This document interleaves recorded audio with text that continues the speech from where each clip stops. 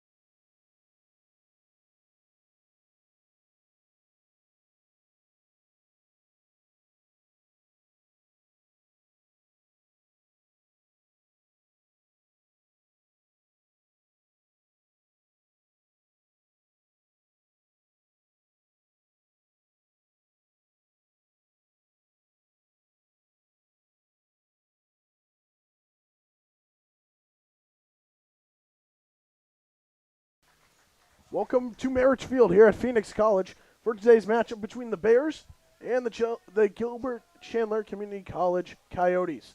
First pitch of the matchup is outside for ball one from the pitcher for Phoenix College, Robbie Butenschone. He'll be facing off against Ben Hoshizaki to open up this one. Count is 0-1 to start off. The 1-1 pitch, the 1-0 pitch is fouled back, making it 1-1. I'm Ryan Blank alongside Dominic Stearn. And Dom, today, big matchup. What are your thoughts heading into it? Phoenix College looking to get back to 500 and doing so against a very good squad in the Coyotes. Got their man on the mound, though. Robbie's been a stud. 1-1 pitch from Butenschone, showing bunt is Hoshizaki, but he pulls back, and the count moves to 2-1.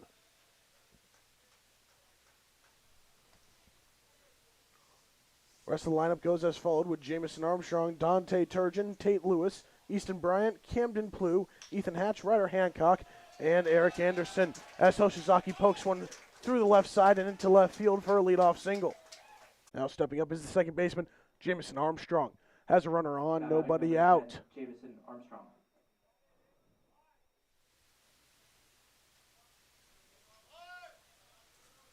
Armstrong showing bunt, taking off as Hoshizaki. Pitch low, the throw down, not in time as Hoshizaki gets in standing up with a stolen base.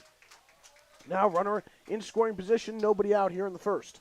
Perfect jump there from Hoshizaki at first.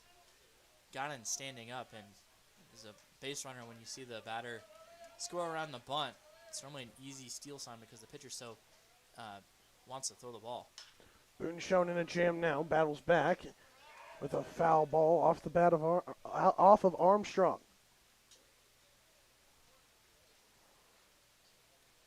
Good fastball on the inner half there. Really got in on Armstrong. Count is 1-1 to the second baseman for the Coyotes. Back peg over to second, not in time as Hoshizaki gets back diving. That'll be one way to keep Hoshizaki honest after he stole second. You bet he's going to have a tight lead now. It was close. See now a shorter lead at second. Butenschone gives him the eye, and he'll deliver home. The 1-1 pitch, getting a bunt down.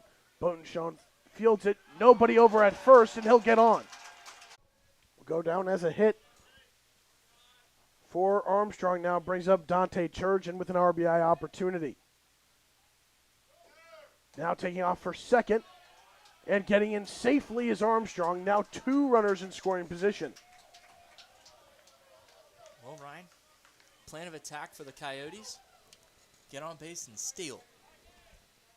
Already done so twice, and going to put the pressure on this Phoenix College defense that is very prone to making mistakes. Pitch to Turgeon, ground over to short, fielded by Swarbrick. He throws over to first for the out, but that brings home the first run of the game as the Coyotes strike first. Now batting number 40, Tate Lewis.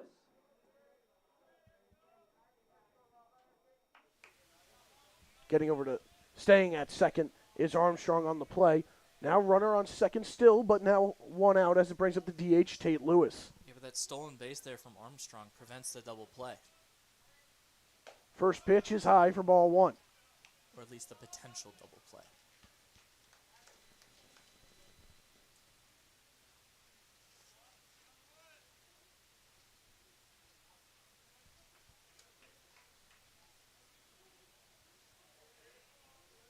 Butenschone taking his time, working out the stretch. The pitch. Late movement, but it's at ball two, and quickly ahead 2-0 is Lewis. That's a good slider there from Butenschone. If the cleanup hitter is going to take that ahead in the count, did a good job of recognizing the off-speed pitch there was Lewis. Count moves to 3-0 with a pitch up and in. Butenschone struggling here, already given up one run and has another runner in scoring position. He does have an open base, but only one out in the first inning. You really got to make these Gilbert Chandler hitters earn it. 3-0 pitch, cut on and missed by Lewis. Could have been ball four, but now the count moves to 3-1. Chandler-Gilbert already brought home a run. thanks to an RBI ground out from the left fielder Dante Turgeon. Butenschone still trailing the count. He'll pick over to second. Getting back, standing up is Armstrong.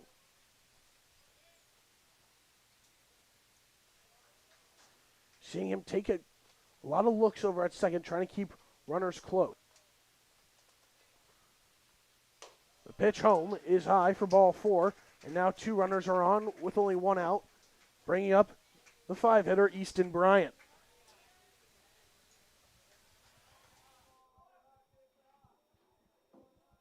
Now batting number 30, Easton Bryant.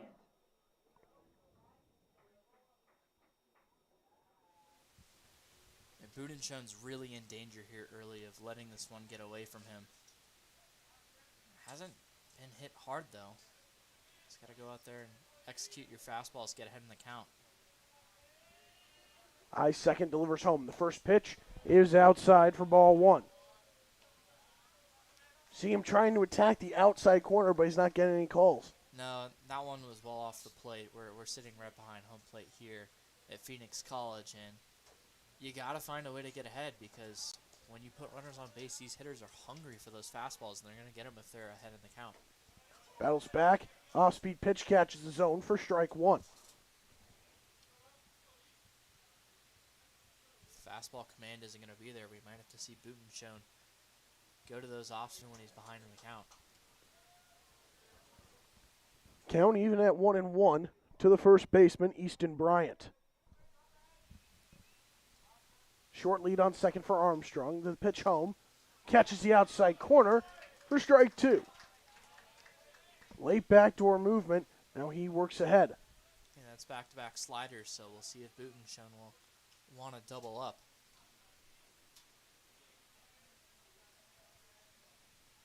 1-2, looking to put away the first baseman for the Coyotes. The pitch from Butenschone.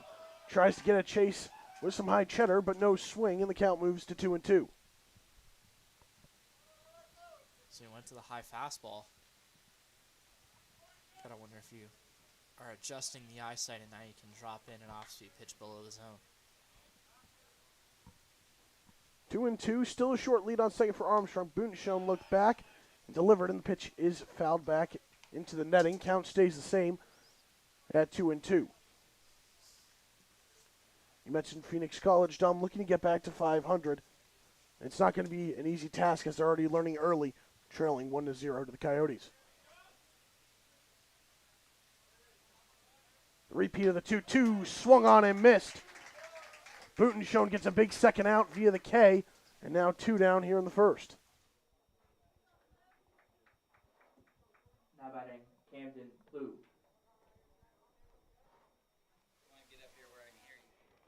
Shortstop Camden Plew steps in with 2 outs. 2 runners on, has an RBI opportunity and a huge hole along the right side with Lizarraga guarding the bag at second. First pitch taking off for third is Armstrong. The throw is not in time. Getting in with his second stolen base of the afternoon is Jamison Armstrong at third. A good jump there from second. Really curious as to why Tate Lewis on first didn't follow him and try and steal second there. Obviously, once you don't get a good jump, you don't want to try and force the issue, but if your teammate steals third, you should be stealing second. 1-0 pitch is lined foul down the right side, and the count moves to 1-1. You mentioned a good point there, Dom. No double steal. Maybe the thinking is with Tate Lewis, the DH, who's standing on first, the throw would go down to second. They would be able to throw him out easier. Yeah, but if you know it's coming, you can follow and get a good jump. 1-1 pitch home. Outside, gets away from the catcher, Cole Snido. Let's take a look at the defense behind Butenschone. As I just mentioned, Snido behind the dish. Casey Wayne at first, Isaac Lizarraga at second. Swarbrick is the man at shortstop, and the hot corner is Kyle Casados. Outfield from left to right, Cade Lacey, Lucas Hensley, and Jake Willerup. Now taking off towards second, and getting in safely with a stolen base is Lewis. Had a chance to throw him out, but the throw was low and short of the bag. Now 2 runners in scoring position, 2 outs, and now the count is 3-1 against Plew.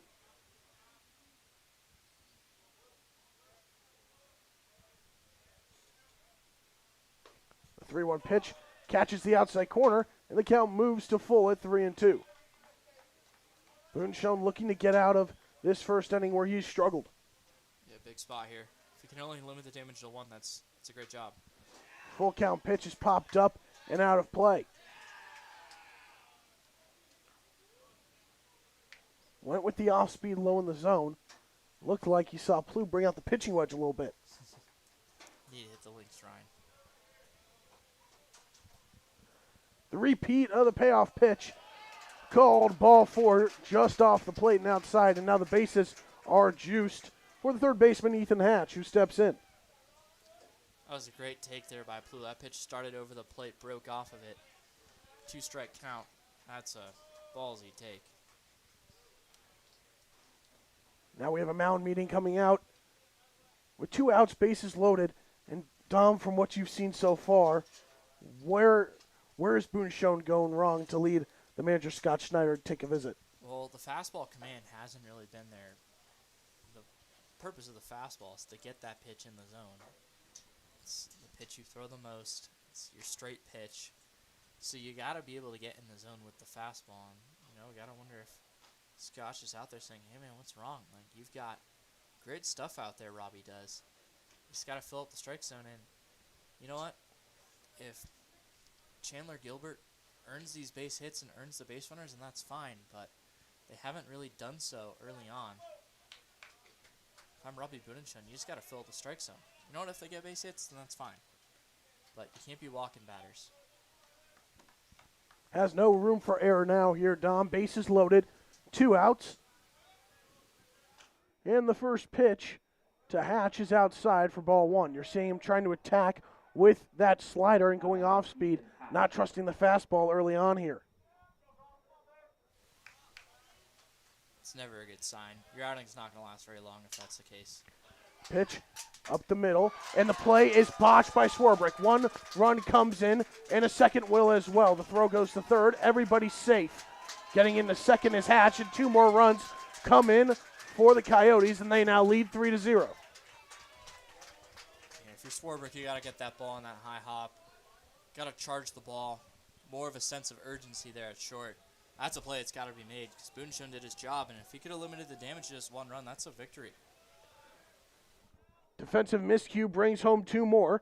Now batting Ryder Hancock. Now still runners on second and third. Ryder Hancock steps in. First pitch, opposite field, diving play made by Swarbrick. The throw to first, not in time. He beats it out, and another run comes in. Make it 4-0, Chandler-Gilbert. That's why you got to make that first play because not only did 2 runs come home on the error, but it also leaves the door open for some more runs. Now batting Eric Anderson.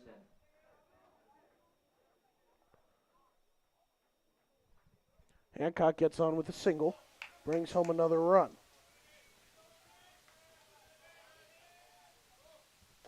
First pitch to the 9-hitter, Eric Anderson, is low for ball 1.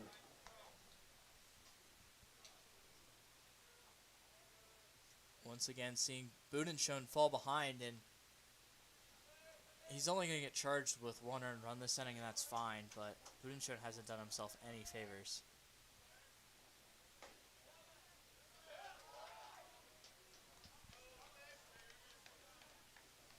Count moves to 2-0 against Anderson.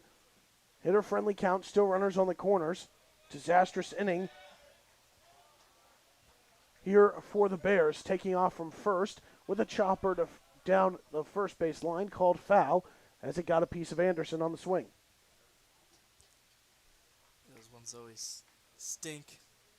Anytime you see a ball chopped straight down that all of a sudden starts to flatten out, that's normally a sign that it wasn't hit straight into the ground, and it in fact hit part of the body in the box. On the play, Hancock took off for second. Counts 2-1. Boonshone still looking to get out of it. Taking off for second again. It's Hancock. The throw down is high, and getting in safely is Hancock with another stolen base. Aggressive base running early on.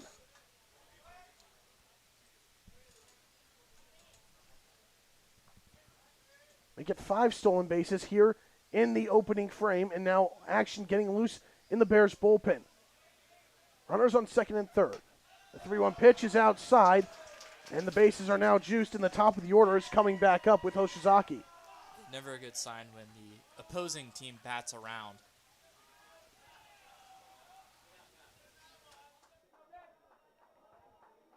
Top of the order, Hoshizaki steps back up. He opened this inning with a single and later came around to score. Hoshizaki.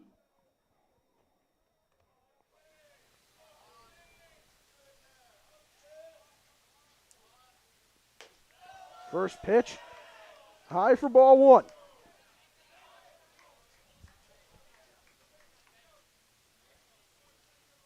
Another first pitch ball. Just hasn't been his day. Now down the count 2-0 as the off speed stays outside. Hitter friendly count for Hoshizaki. 4 runs have already come in off 3 hits. Pair of errors defensively already made by the Bears. The 2-0 pitch to Hoshizaki in the dirt, blocked by Snido.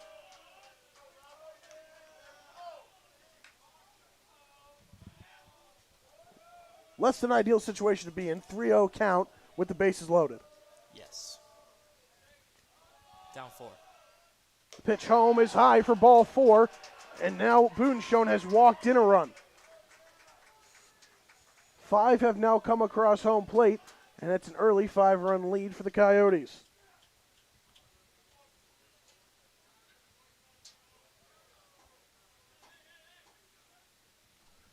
Snido will head out to the mound along with Casey Wayne to try to calm down Boonshone to get him out of this inning. He's got to try and get his mind off of things. Tell him a joke. Communication defensively led to a free base. Base is still juiced, 2 outs. First pitch from Boonshone. Tails high on the fastball for ball 1. Yeah, Robbie just doesn't have control of that fastball today. The slider command's been decent, but if you can't put the fastball in the zone, good luck. Battles back. The strike on the outside corner. Count even at 1-1.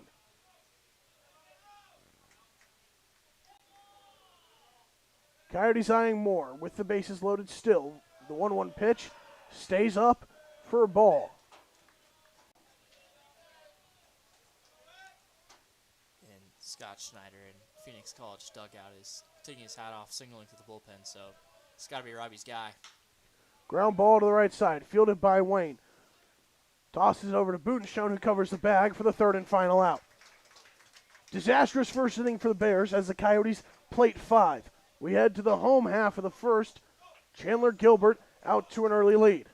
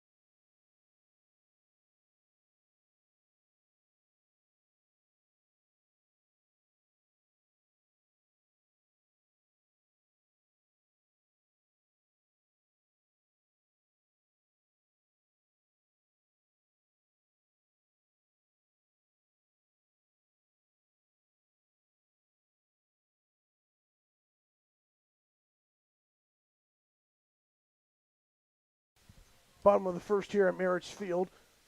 Phoenix College already down 5-0 after a tough first inning in the field. Now let's take a look at the batting order for the Bears. Leading off is the left fielder Cade Lacey, followed by Isaac Lizarraga.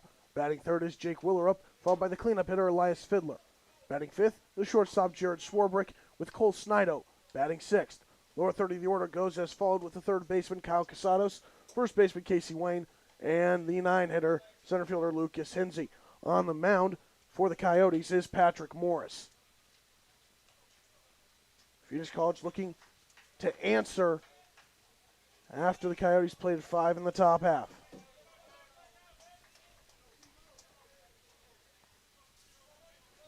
Starting pitcher for Chandler-Gilbert, Patrick Morris. Leading off for Phoenix College, Cade Lacey. The southpaw on the mound comes set, delivers out of the stretch. First pitch, fly ball out to right field. But right at the right fielder Hancock, and he makes the play for out number 1. Let's take a look at the rest of the defense. You have Hancock in right, Hoshizaki in center, and Dante Turgeon in left. The infield from first to third has Bryan at first, Armstrong at second, Plew at short, and Hatch at third. And behind the plate is Eric Anderson. Lizarraga steps in with 1 out. First pitch called for a strike.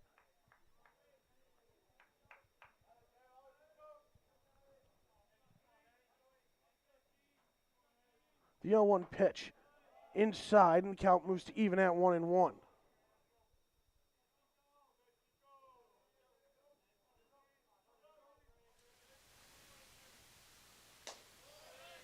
1-1 pitch, trying to attack outside, tails high for ball 2. For Phoenix College, you just got to try and find a way to chip away. Put up a few crooked numbers, too. 2-1 pitch fouled off by Lizarraga. The count is back to even. Obviously, you can't erase the 5-run deficit you're already in, but try and slowly chip away, throw up zeros on the defensive end, and just keep scoring. Looking to put away Lizarraga. The 2-2 pitch is low for ball 3, and the count moves to full. It all starts with one base runner. Can't try and hit home runs and get your way out of this deficit. Looking to get a man on. Fly ball out to right. Hancock charges in, and he makes the play for out number 2. 2 flyouts to right open up the bottom of the first, and now 2 down, and Jake Willerup will step in. Now batting, Jake Willerup. Fly ball's out to right off of right-handed batters from a lefty means the fastball is playing up from Patrick Morris. First pitch, catches the inside corner for strike 1. So if you're Phoenix College, you got to be ready to attack the fastball because Morris with a 5-run lead is just going to want to throw strikes. 1-0 pitch in the dirt, scooped up by Anderson behind the dish. Count now even at 1-1.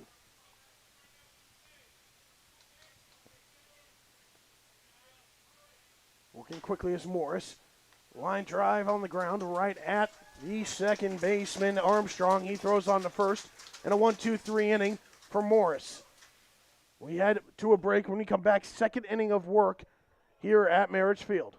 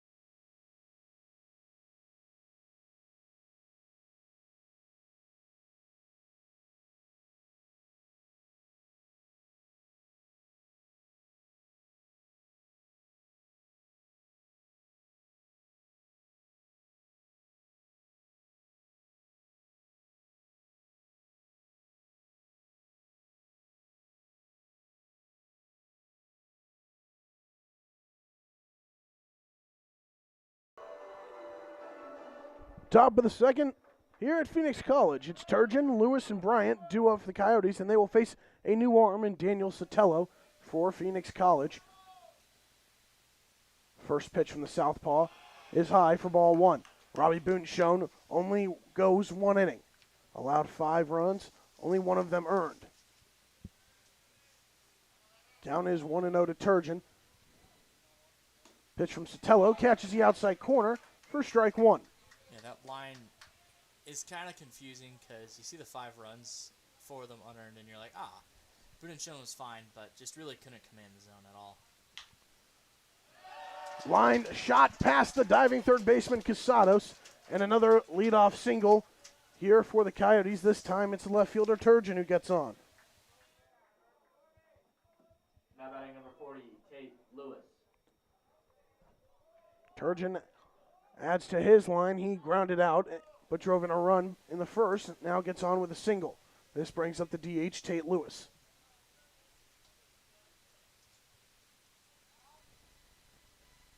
Short lead on first for Lewis. Sotelo delivers home. The pitch is high for ball 1.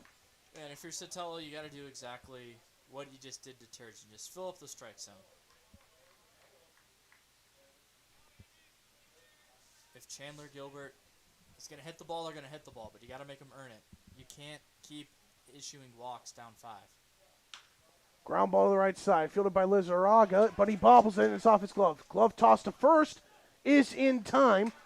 Gets 1, but the potential for a double play out the door after he bobbled it. 1 down, but a productive out. It gets a runner in scoring position for Chandler-Gilbert. That was a good job by Lizarraga to stick with the play there. Could have been an error. Limits it to no fielder's choice, though. Now batting Easton Bryant. Easton Bryant steps in, has an RBI opportunity. Runner on second, 1 out. Time called by Snido, and he'll head out to talk to Sotelo. A runner on second. Might have seen Turgeon flashing something towards Bryant. Heads up catching by Snido. Always got to be on the look as the catcher. Of course, everyone in baseball knows about sign stealing after what's happened at the major league level. But it goes on here at the JUCO level as well. Short lead on second. Sotelo eyes the bag, and he'll deliver home. First pitch, caught on and missed for strike 1.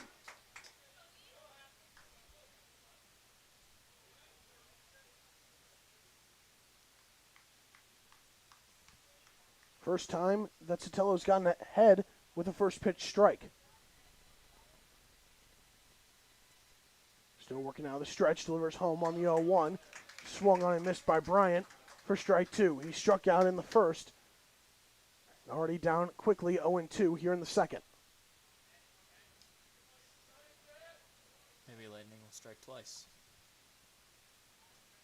Sotelo looking to have Lightning strike twice as he looks to put away Bryant here. The 0-2 pitch. Swung on and missed in the dirt.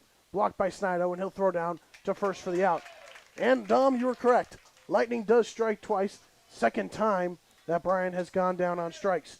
Now after leadoff single, back-to-back outs have 2 outs with just the runner on second. Yeah, a good job by Sotelo to go out of the zone there, way ahead 0-2.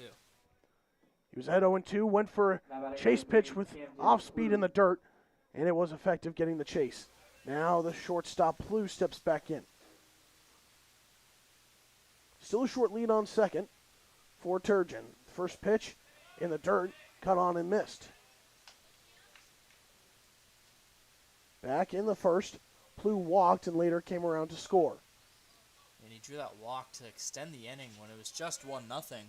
Had that, I call it a ballsy take. Pitch started in the strike zone and broke out.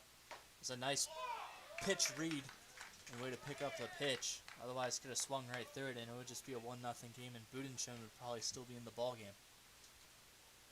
One thing you can't teach as well is plate discipline. Plew showed that. Now down quickly 0-2. Sotelo looking to close the door here on the second. The pitch. Low for ball 1. Once again, tries to go off speed and get a chase in the dirt. Worked on Bryant, but not on Plew. No, but when you're ahead 0-2, that's what you got to do. because you don't want to get hurt when you're that far ahead. You can still make an attack pitch here on 1 and 2. 1-2 pitch, fastball low and outside. Count now even at 2-2, and the Deuces are wild here in the second inning. 2 balls, 2 strikes, 2 outs with a runner on second.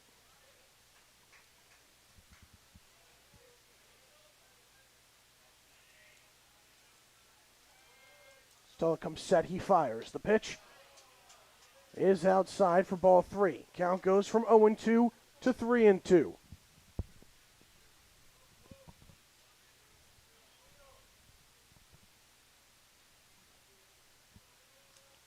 Doesn't want to lose him here.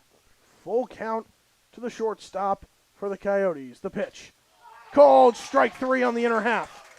Sotelo's pumped up as he works his way out of a leadoff hit and gets the next 3 hitters down. We head to the home half of the second. Still 5-0 in favor of Chandler-Gilbert.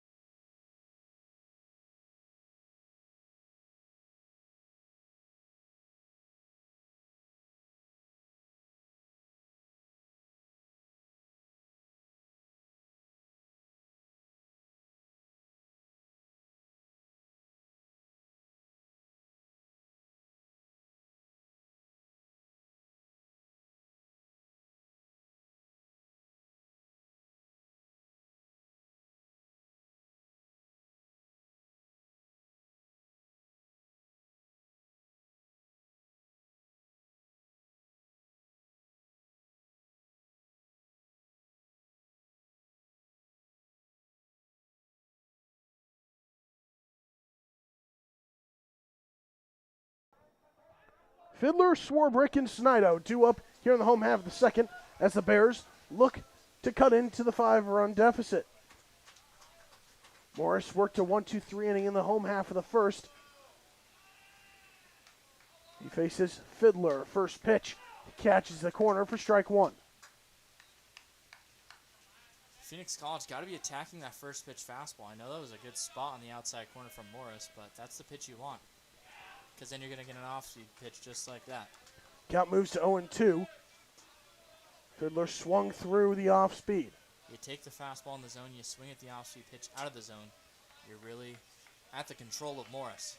Morris in control, and he works a 3-pitch strikeout. His first of the day. Now 1 down here in the second. Now batting, Jared Swarbrick.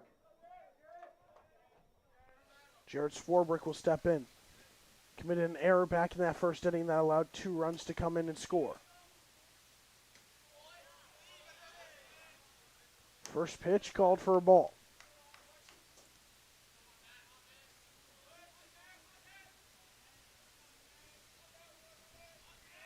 Morris looking to battle back. The 1-0 pitch is lined foul to the right side. Can't be late on the fastball when you're ahead in the count, especially down 5. You know it's going to be coming. Now looking to get ahead. Ground ball over to second. Fielded and thrown out is Swarbrick, and now 2 down. First 5 retired by Morris here in this one. He's just throwing strikes. He's gotten weak contact in that 1 strikeout. Now batting, Cole Snido. Snido steps in with 2 outs. Looking to be the first Bear to get on base. First pitch swinging. He fouls one off.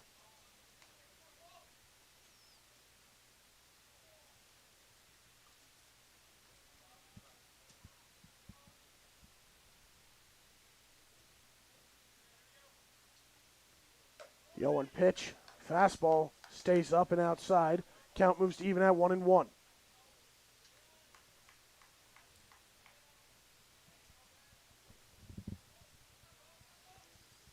Now attacking the inner half. Pitch is low for ball 2. What you're seeing a lot from Morris is he's mixing in outside, inside, high, low. He's working the eye levels of the hitters a lot early on. He's pitching. That's what it's all about. Can't throw the same pitch over and over again.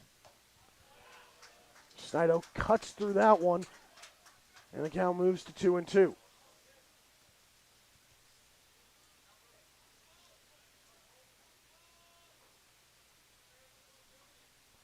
Looking to put Snido away. The 2-2 pitch from Morris. High and outside for ball 3. You know that Morris is not going to want to walk you here with 2 outs and that 5-run lead. If I'm Snido, you got to be ready for that fastball. If he throws a breaking pitch here, you tip your cap. Payoff pitch, cut on and missed. Morris comes away with 2 strikeouts here in the second. He has retired the first 6 Bears that he has faced in this one. We head to the third. Bears still trailing 5-0.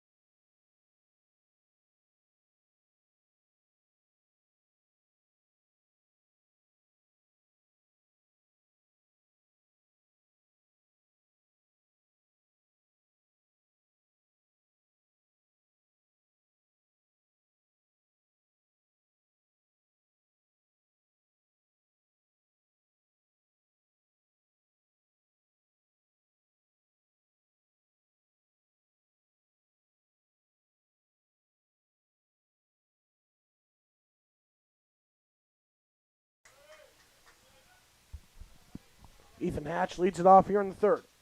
First pitch from Sotelo is grounded back foul.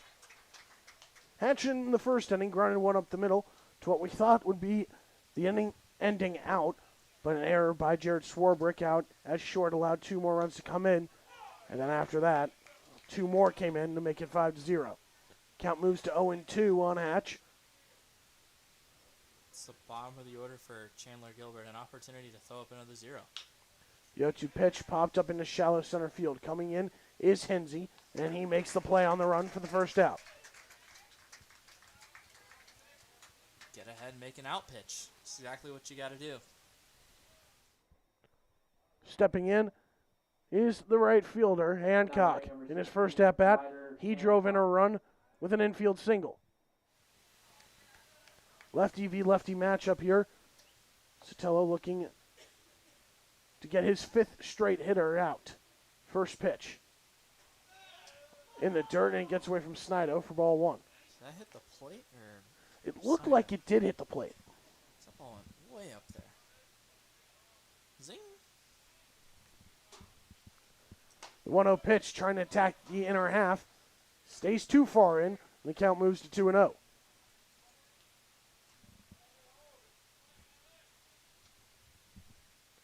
Sotelo working quick, down the count 2-0, looking to battle back. 2-0 pitch lined into left. That ball will fall. Rounding first, digging for second is Hancock. The ball rolls all the way to the wall. He's rounding second hard, and he'll stay at second with a 1-out double.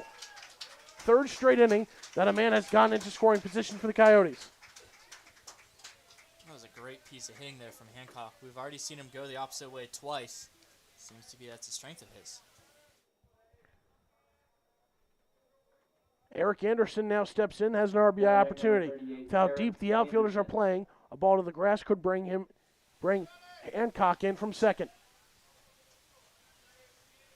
Sotelo now trying to work out of the double. Big lead at second. Sotelo will deliver home. The pitch, low for ball one.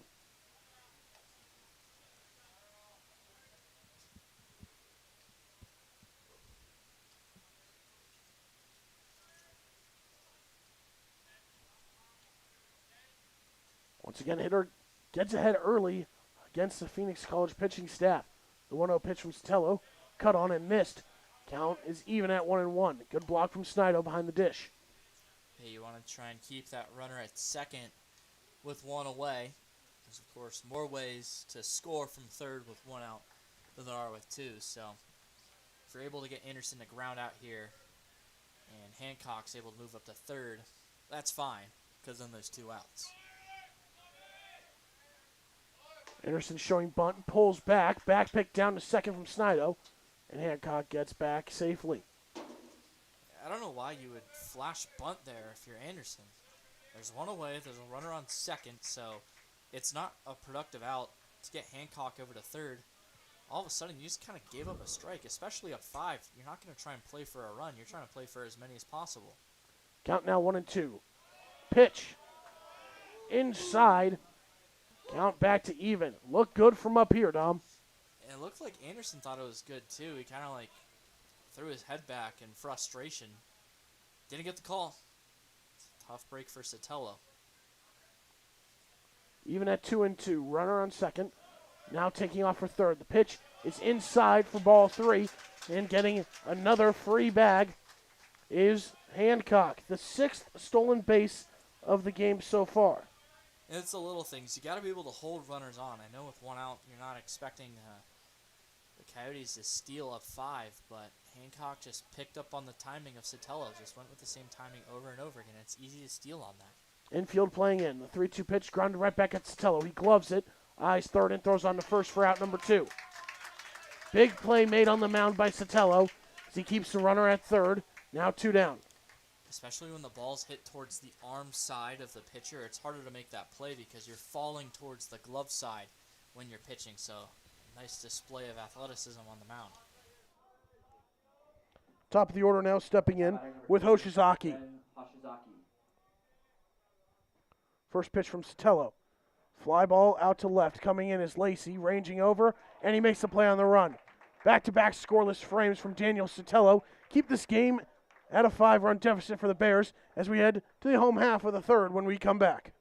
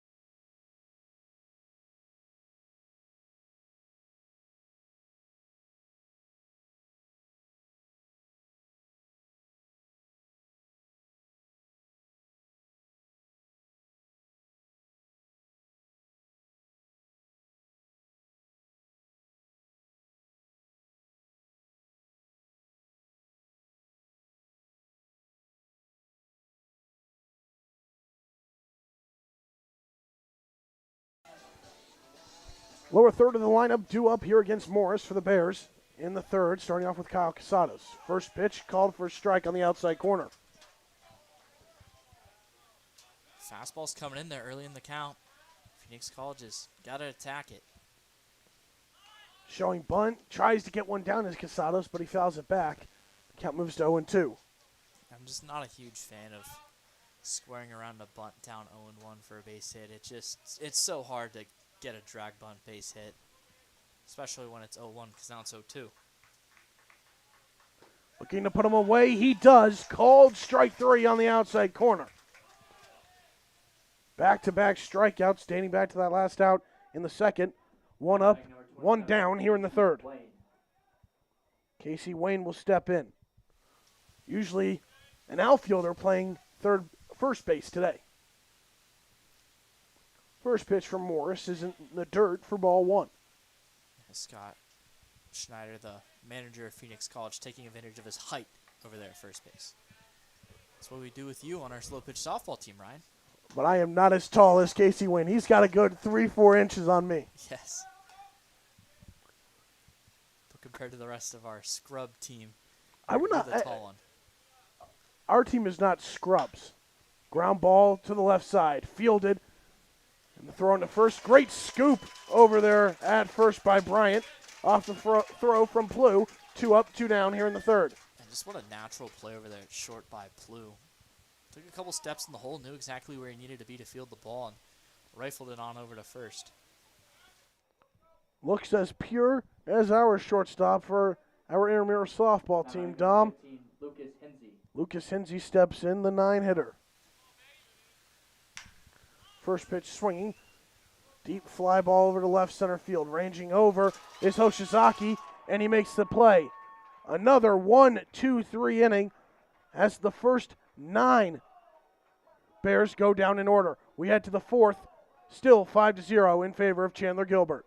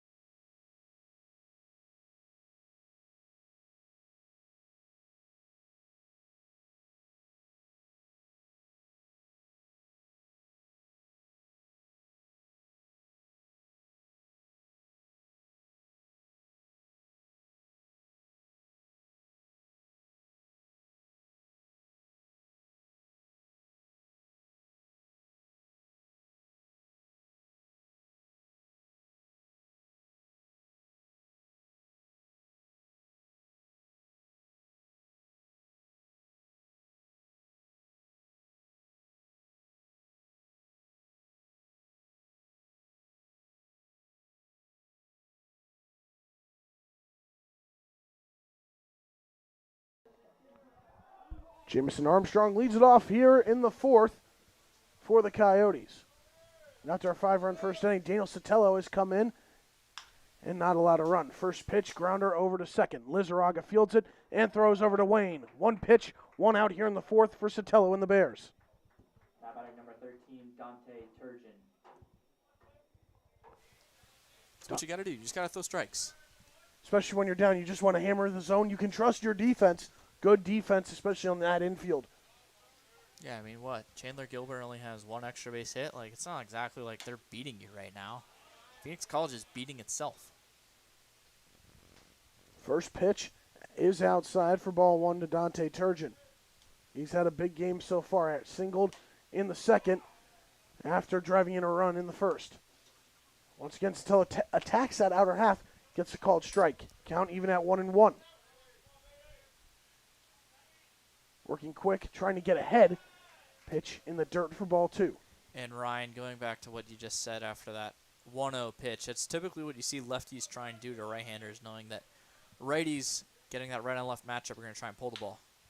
Another grounder over to second. Fielded by Lizarraga, and he throws over to first in time for out number 2.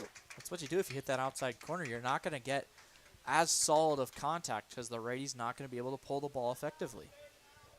Back-to-back ground outs to Isaac Lizaraga at second. Set us up with the DH Tate Lewis stepping in with 2 outs here in the 4th. Now batting number 40, Tate Lewis. Still looking for the first 1-2-3 inning defensively for the Bears. First pitch, line drive out to left, but right at the left fielder, Cade Lacey, and he makes the play. First 1-2-3 inning of the day defensively for the Bears comes here in the 4th as Sotelo works a quick one. We head to the home half of the 4th. Phoenix College still looking for their first hit.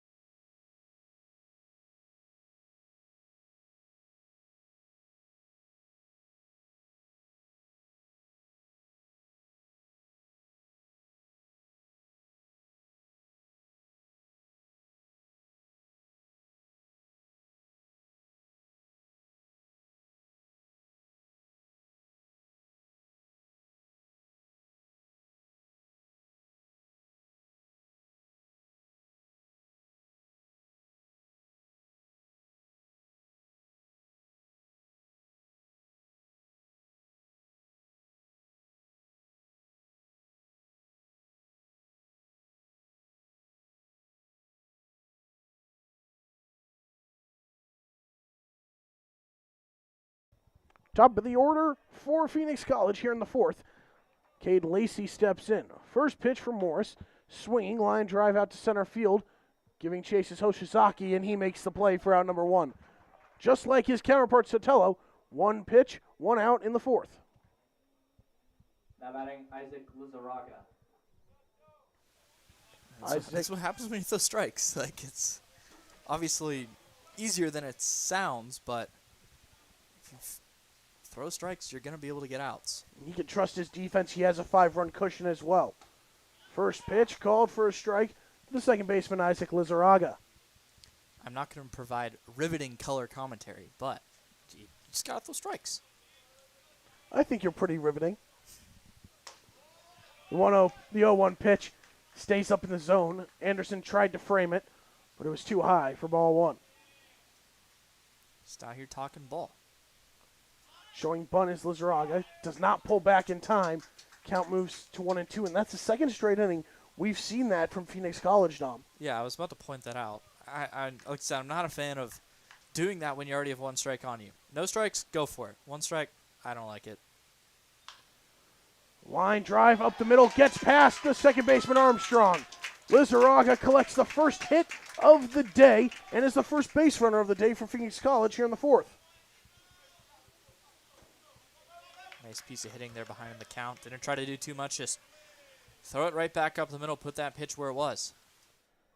Ends a streak of the first 10 Bears retired at the plate. Jake Willerup steps in, runner on first as we hit the heart of the order. First pitch catches the inner half for strike 1. So now that you've gotten a runner on, that's good. Now you got to try and score, try and capitalize on it, because now all of a sudden Morris is going to deal with a runner on base for the first time. And a rope down the left field line and fair from Willerup. Rounding second, digging for third is Lizaraga. He gets in. Diving into second safely is Willerup, and he has a double with 1 out. And now 2 runners are in scoring position for the Bears. Once you make Morris worry about a runner over on first, it's going to start to open up the strike zone a bit. You're not going to see those pitches executed as well, and that's a prime example. Jake Willerup takes advantage. DH Elias Fiddler now steps in. 1 out. Runners on second and third. RBI opportunity. Morris now in a jam. Had retired the first 10 Phoenix College hitters and is now allowed a single and a double. First pitch from Morris. Grounded over to short. Play made by Pluth. Thought about going to third but throws to first for the out. but that brings home the first run of the day for Phoenix College as they cut the deficit to 4 runs. Yeah, and Plu absolutely should have went to third there. I'm not sure why Willard was running. That ball was hit right at him, and especially down 5. You don't want to try and get it out on the base paths. Phoenix College is lucky to have a runner in scoring position still. It's now 5-1. Runner on third, 2 outs for the shortstop, Jared Swarbrick. First pitch outside for ball 1. Jared Swarbrick.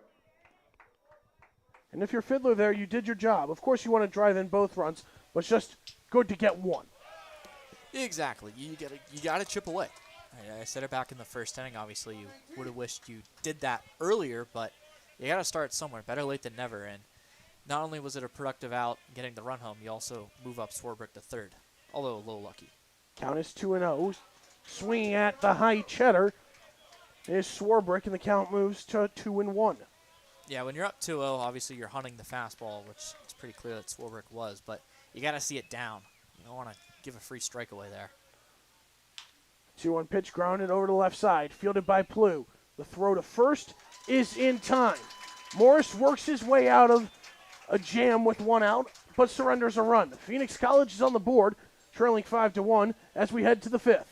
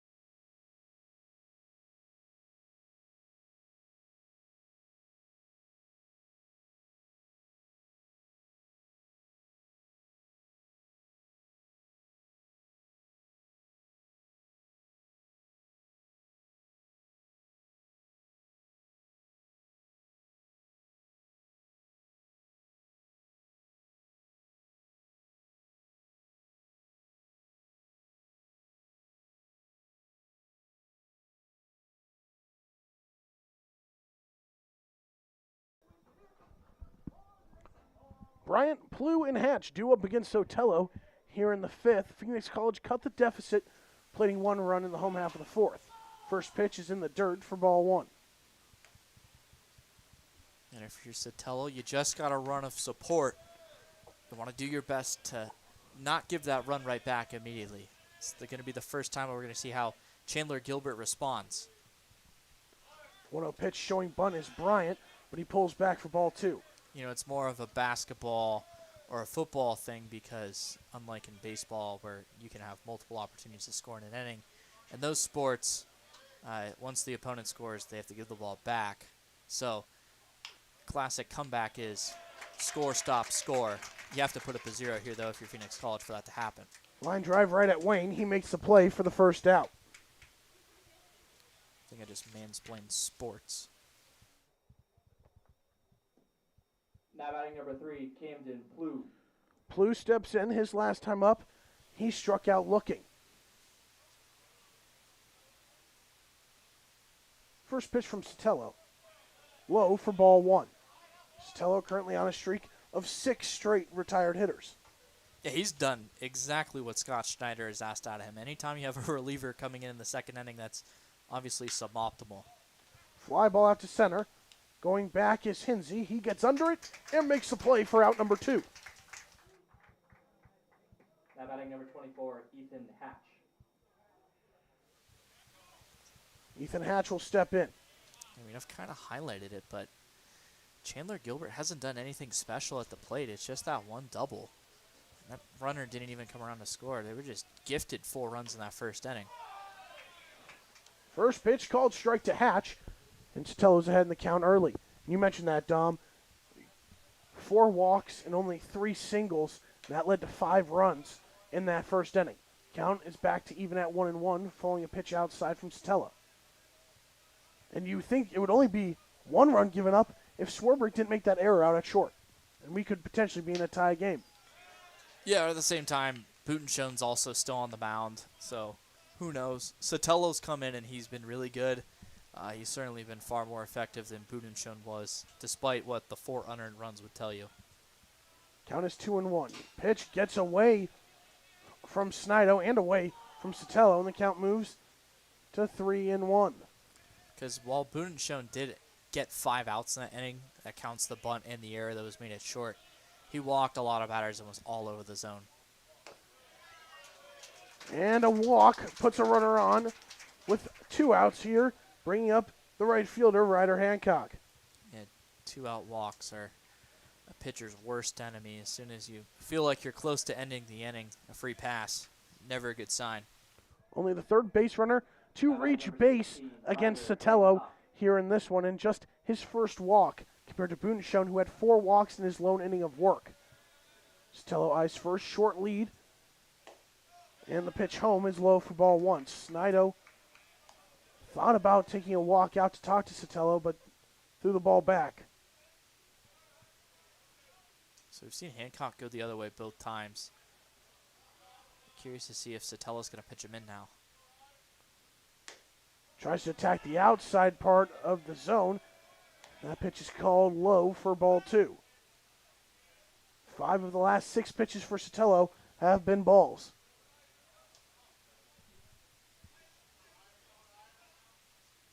Short lead on first for Hatch. Sotelo eyes first and delivers home. Off speed catches the zone for strike 1. Last time up, Hancock had the lone extra base hit for the Coyotes, and he didn't even come around to score.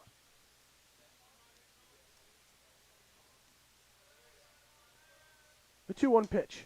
Fouled back by Hancock. Count moves from 2-0 to 2-2. Yeah, Sotelo's done a good job of battling back. Got to make one more good pitch this inning.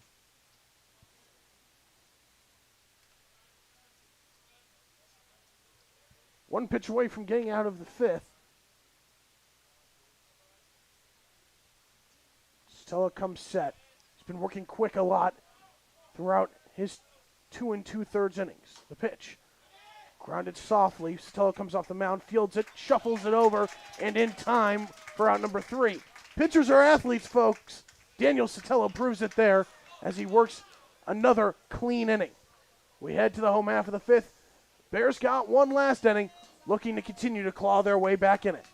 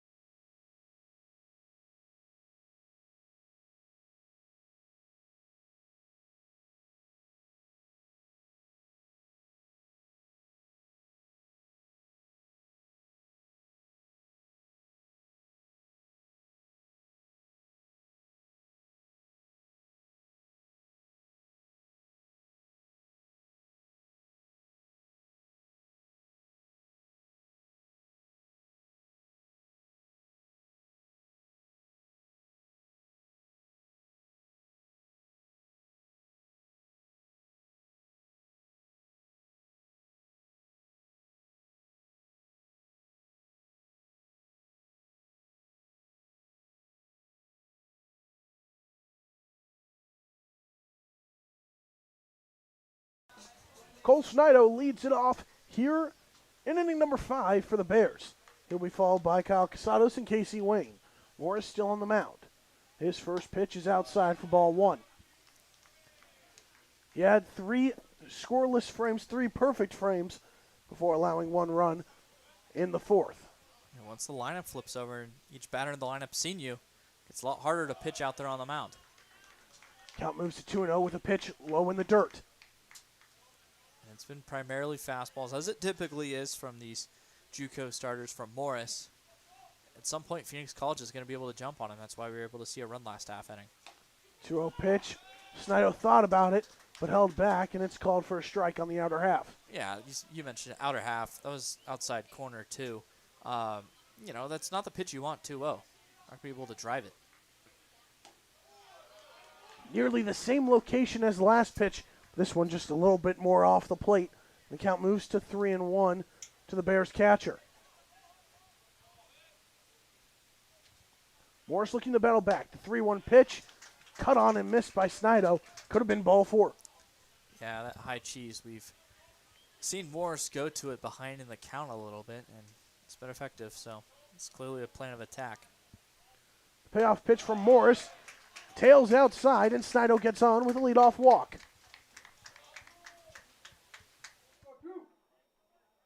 Now batting number 2, Kyle Casados.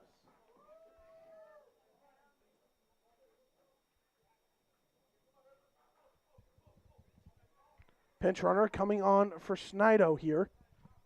Courtesy pinch runner number 13, Cade Cunningham. That's Cade Cunningham, who's now on first for Snido.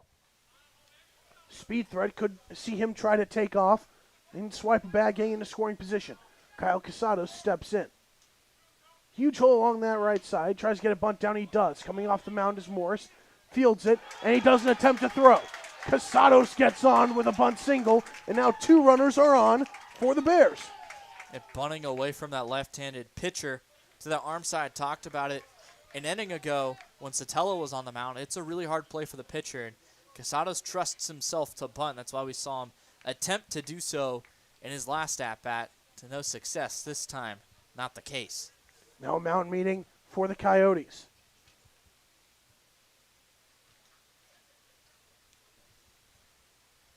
Not going their way here.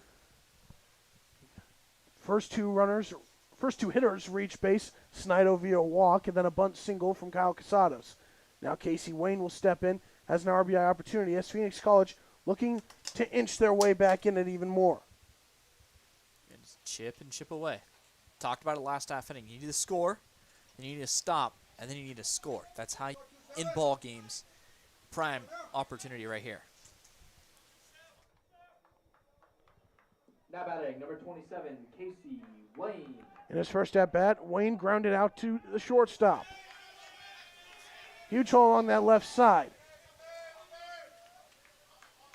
Corner infielders playing in. First pitch grounded to third. Steps on the bag. The throw over to first. Not in time. Wayne beats out the throw, but the lead runner is out at third with the play made by Hatch. Now batting number 15, Lucas Enzi. Yeah, and I think what Casey Wayne saw was the shortstop Plew going towards second to try and signal for a back pick on Cunningham or a pickoff on Cunningham. And Wayne just tried to put it in that 5-5 hole. Did so to no success, but beat it out to first, so it's almost just like he popped out or struck out. Lucas Hinsey steps in. First pitch swinging. Lines one out towards left center field. Hoshizaki ranges over and makes the play for the second out. So I've talked about how Phoenix College needs to be more aggressive because they're getting those fastballs early in the count.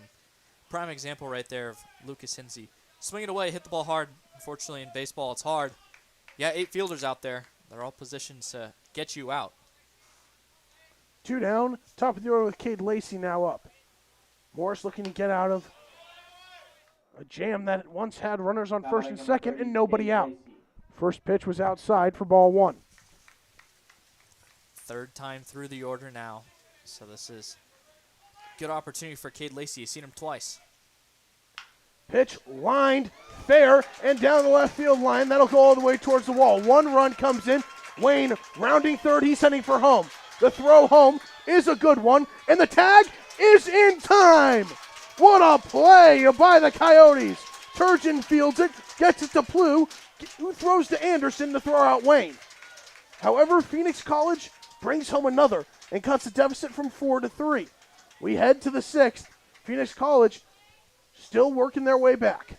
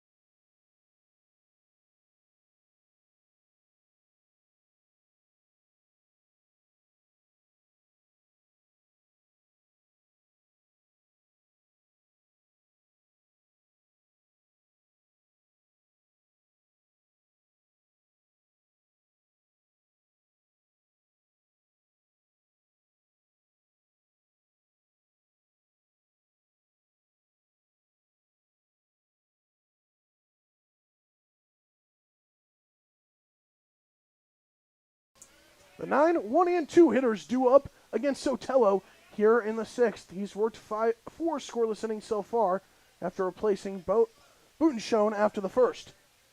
He will face catcher Eric Anderson first. Showed bunt on the first pitch, but pulled back for ball 1. So we've seen Anderson flash bunt a couple of times, so that's clearly something that's got to be in the back of the mind of Phoenix College when he steps up to the plate. Casado's playing in on the grass over at third. 1-0 pitch, lined foul into the netting.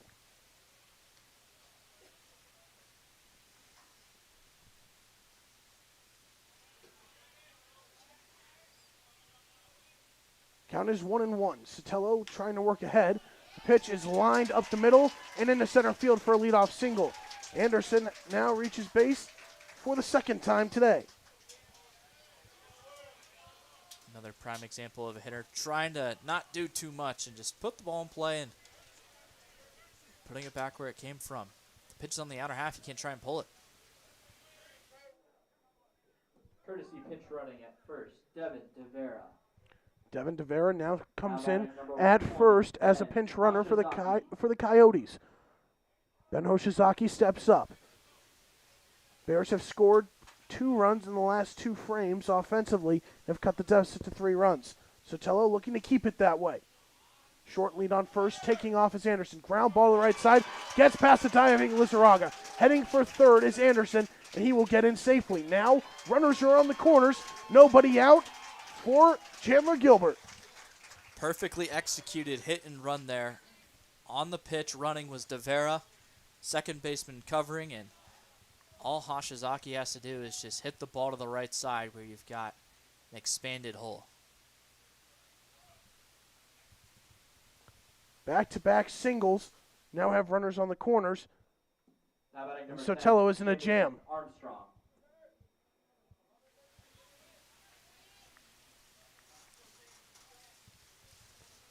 I mean, this is what happens when you try and extend that long reliever possibly a little too long. Sotelo's done a fantastic job thus far as keeping you in the game. First pitch from Sotelo to Armstrong is outside for ball 1. Double play ball is in play right now. They will trade 2 routes for a run here. Yeah, absolutely. I wouldn't be surprised if Hoshizaki's going on a pitch soon. Short lead on first. He takes off. Pitch is high. Throw down from Snido is a good one. And gets Hoshizaki's. No tag was made. Yeah, Swarbrick had the out, does not make a tag, and Hoshizaki gets in with his second stolen base of the day. well, because I think Swarbrick thought that because Hoshizaki stopped, that running from third would have been DeVera. He was wrong, and that's just a tough look. Got a little fooled there. Double play ball out of the question. Infield now in. Count now moves to 3-0 to Armstrong. But, I mean, if you're in that spot and you're Swarbrick, baseball is a game of outs at every single level. Major League Baseball, JUCO, 9-year-old, first year pitching off the mound. You got to get outs no matter what. Miscue from Swarbrick. 3-0 pitch catches the inner half for strike one. And so even if Chandler-Gilbert is trying to sneak a run across there on the double steal attempt, you give him that. You just try and put the tag down and get it out and say, all right, first and third, and you're only going to get one run out of the inning, fine. 3-1 pitch, fly ball out to center. Hensey going back on the run. He makes the play, and that'll easily drive in a run. Sack fly brings home the 6th run of the game for the Coyotes while getting Hoshizaki over to third. Yeah, because now Hoshizaki's on third with one away. If you just make the tag, you're in the same exact spot. If you just try and go for the tag and just get the sure out, it's a game of outs. It's kind of cliche, but it's the truth. Now batting number 13, Dante Turgeon. Dante Turgeon steps up with an RB opportunity. Infield still in. Ground ball over to Swarbrick. He throws home. Now we're in a pickle. Still in a pickle. Sotelo running back. Now gets it over to Swarbrick. Swarbrick tracing the runner. Throws it to Wayne, who gets the tag down for the out. Now ranging all the way over to third is Turgeon. Yeah, so Phoenix College has to do a better job in that rundown of getting the runner out quicker than that, because all of a sudden Turgeon's at third. It's almost like Hoshizaki just stayed at third. You got to get the rundown done quickly. I was always taught as a kid growing up playing baseball, the best rundown is 0 throws, and after that it's 1 run. Because chances are most rundowns involve multiple base runners, but you're just running down one. The other ones are allowed to move up behind it. The more throws you have, the less likely you are to get the out. You're taught that at a young age, like you said, Dom, but now runner still on third, but now 2 outs. Sotelo looking to get out of the inning with minimal damage. First pitch to the DH Lewis is outside for ball 1. Yeah, and I don't want to, harp too much on the defense there at Phoenix College. That was a great pitch from Sotelo to inherit the ground ball on Swarbrick. Was aware and went home. Fly ball out to left. Going back is Lacey. Full extension. He makes the play. Out on the warning track. And Sotelo gets out of the inning with minimal damage. The Coyotes get one back and extend their lead to 6-2. We head to a break. When we come back, Bears look to answer, trailing 6-2.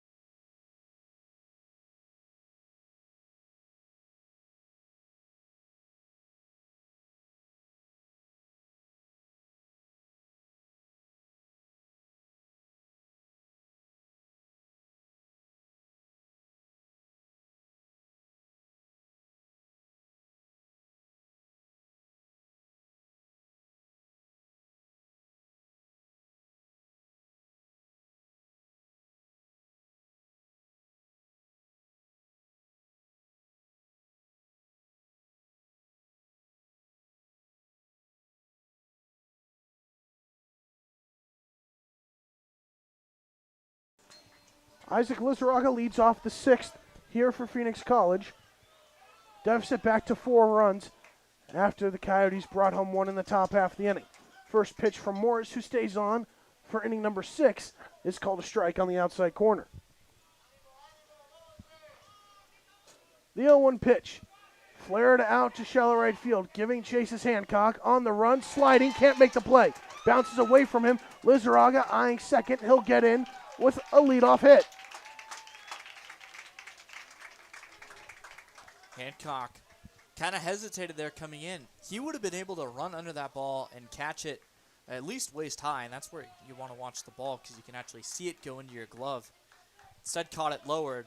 I think his knee might have hit his glove, and that's what kind of popped the ball out, excuse me. Dom, would you consider that an error? Number 32, Jake Willerud. Or are you considering that a hit? That's a hit. Are you making it a double? Had to go to the ground. Yeah, it's a double. Leadoff man is on. Now a wild pitch. This one gets away from Anderson behind the plate, and now Lizarraga moves up to third.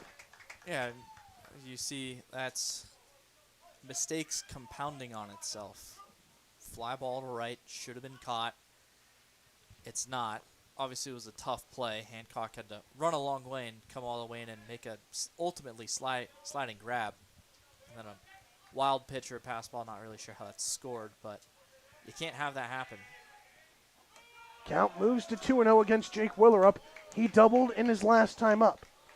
And a 4-run deficit. You've got 4 more at-bats if you're Phoenix College. At this point, you're still willing to give up an out for this run. 2-0 pitch, lined foul down the right side. But you also don't want to try and hit a ground ball up the middle to one of the middle infielders for the Coyotes. Because you don't want to give up an out, but you'll sacrifice an out for a run. You still want to be able to drive the ball here because you are chasing 4. Ground ball and through the 5-5 hole, and it's an RBI single for Jake Willerup. He continues to add on to his day. The deficit is now 6-3. And great example right there. That's a good swing because he's hitting the ball hard. He's still trying to drive it for a base hit. But also at the same time, if you're out, you're getting the run home on that swing. Now batting number 11, Elias Fiddler. Willerup able to sneak that one through the 5-5 hole. Fiddler up at the plate. First pitch. It's a ball back pick. Gets away from the first baseman, Bryant. But Armstrong was there in time, and Willerup stays honest at first. Count 0-1.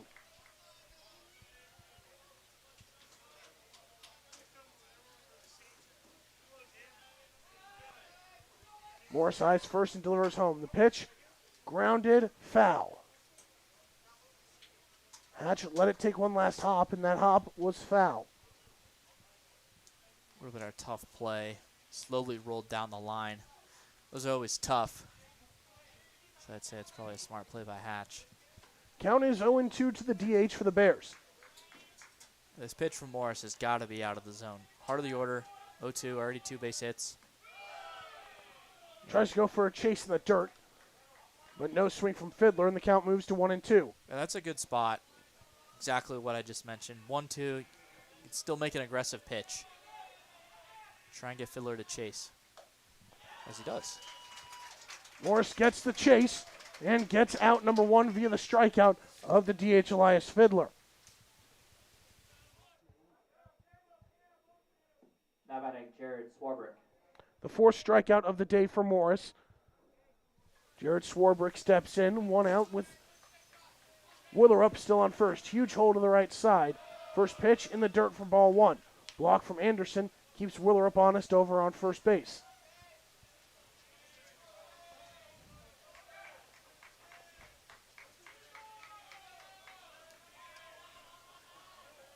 The 1-0 pitch hit over to short. 6-4. Safe at both bags. Looked like Armstrong had his foot on the bag. The field umpire says his foot came off when he came to get the ball, so everybody is safe. Regardless, Swarbrick beat the throw at first. On a ball in the hole, you have to make sure you get that out at second base because it's going to be really hard to turn to. And now the umpires are going to talk about it. I would really be shocked if this home plate umpire is going to change the call. Obviously, you are looking at second base as the plate umpire because that is your designation on a double play ball because the base umpire has to go to first base after the play at second because the home plate umpire is looking to see if there's an interference on the base runner. Like if he doesn't slide or if he takes out the fielder. So he is looking at the base, but it's really hard to change a pulled foot. No outs recorded. It's still 1 down. Cole Snido steps in with 2 runners on in an RBI opportunity. Snido represents the game-tying run. Shows bunt, he gets 1 down. The throw goes to third. And it is in time. Easton Bryant makes the play, spins and throws to get the lead runner. Runners on first and second. You're not going to be holding the runner on at first. So Bryant is charging from first on that bunt. You want to try and bunt the ball to third in that situation. And it's not like that was a bad bunt either. It got down, but, I mean, Bryant just came in and made the play. Tip your cap. And I actually do like the idea of bunting there. I've been critical of the bunts thus far for Phoenix College, but Chandler-Gilbert had been a little bit sketchy thus far in the inning defensively. You might as well try and play the aggressive and make him make a play. And a player has been tossed from the Phoenix College bench, Not wearing a jersey. wearing a Bears sweatshirt. He's been tossed as the field umpire has sent him packing.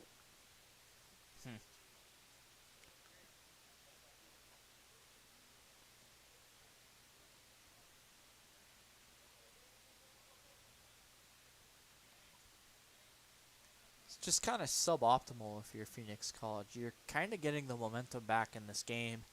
You've scored a run in each of the last 3 innings. You're slowly climbing your way back into the game, and now all of a sudden you're getting some players removed from the dugout.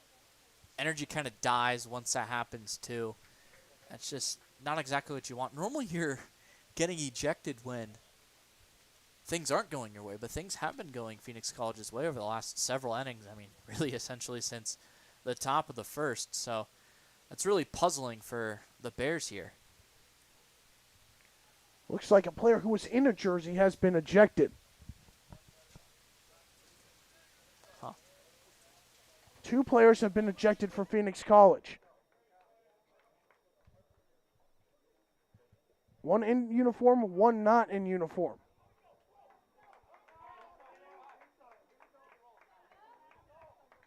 Now batting number 2, Kyle Casados. Kyle Casados will step in. Morris still on the bump. 2 outs, runners on first and second. Cunningham has come back out to pinch run for Snido.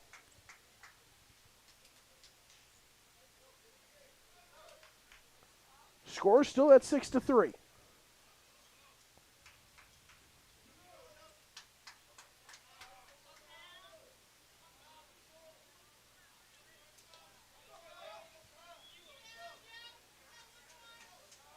Morris looking to get out of the inning. Minimal damage, just like his counterpart. Still no arms getting loose for the bullpen for Phoenix College. First pitch to Casados. High fly ball out to left field. Going back at the wall, and that ball is out of here! Goodbye, baseball, and this game is tied. Kyle Casados, 3-run blast to left.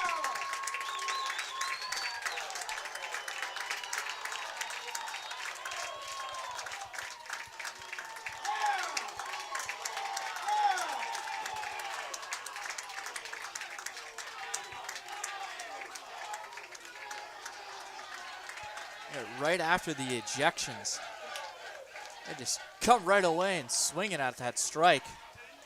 This game is flipped upside down this inning.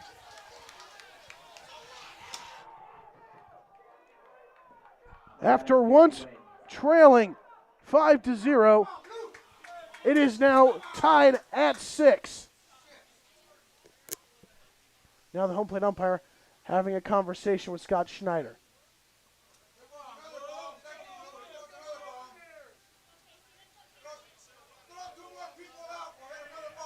And now more Bears are being sent packing.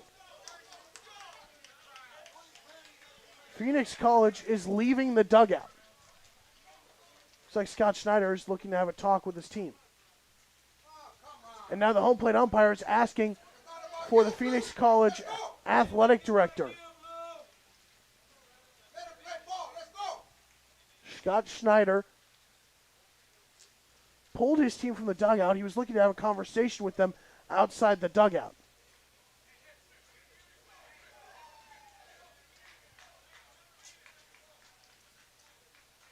You know what? Credit to Scott Schneider. He's taking control of the situation. He's been telling his players, hey, we need to settle down. He's going at the umpires. He's not making things hostile. He's been trying to settle the situation. Not sure what it's all about. We've got the headset on. We're a little ways back here. But, I mean, this is just bizarre. I've never seen this much talk between umpires and coaches over something that's, not out on the field.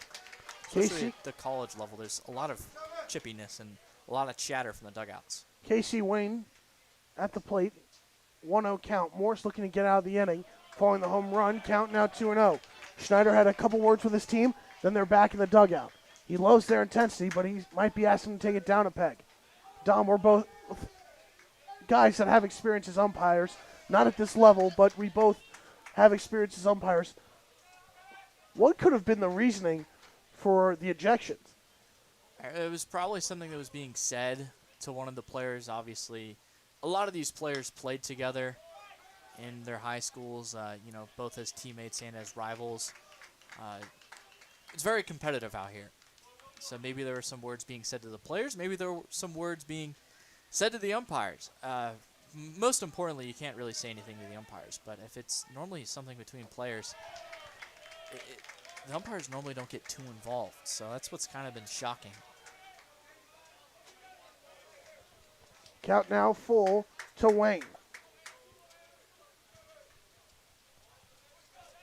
The payoff pitch from Morris.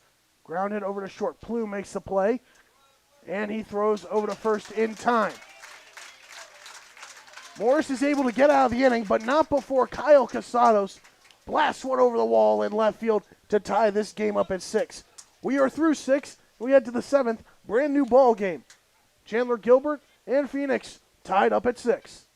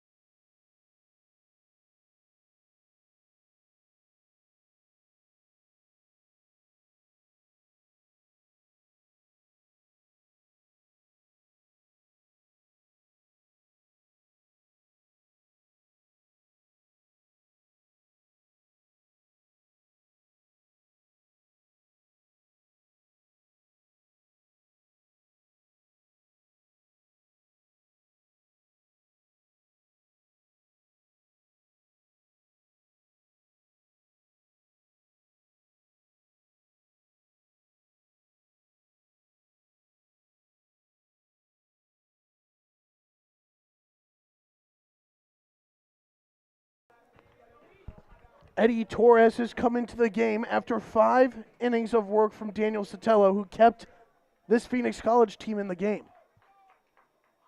Yeah, absolutely. All he did was come in and throw strikes. That's what we talked about in the first inning. Those strikes make the opponents beat you, and Chandler-Gilbert didn't do that. First pitch from Torres is outside for ball 1 to Easton Bryant. Brand new ball game, Dom. 6-6 in inning number 7. It's a 3-inning game. It's just like you're playing MLB The Show, and it's a conquest game, battle royale, events. Just got to go out and throw a 0 to start and then see if you can outscore them and take advantage of that extra at-bat. Fly ball to left center field, giving chases Lacey from left, and he makes the play for the first out. 1 up, 1 down for Torres. Now batting number 3, Camden Blue.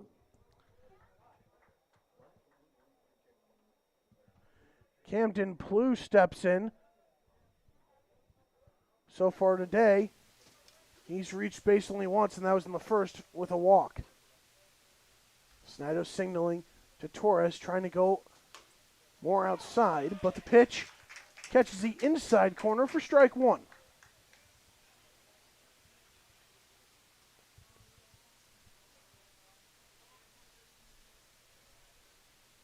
Torres ahead on the hitter, and now he makes it 0-2, going with a slider. Plew quickly down 0-2.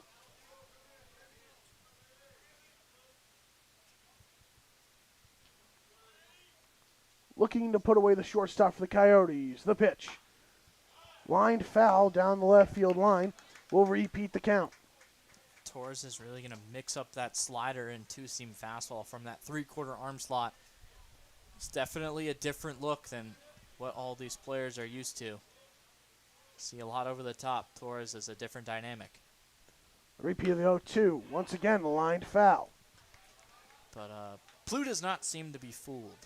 Obviously, he's well ahead, and he's still in the count, but has roped 2 straight foul balls. Torres might have to change it up. And 0-2, you definitely want to be out of the zone. I've said it multiple times today, but can't emphasize it enough. Don't want to make a mistake. Once again, the 0-2 pitch outside for ball 1. Yeah, Tries to get a chase. That adjusts the eyesight. You made Plu see that pitch start over the outside corner and break off. You had to make that decision. You know what? That's a fine pitch. You're still ahead in the count 1 and 2 if you're Torres. Torres still looking to put away the Coyotes shortstop. Another pitch tails outside. Count moves to even at 2 and 2. And now you want to try and come back more into the zone because now you have to beat Plu.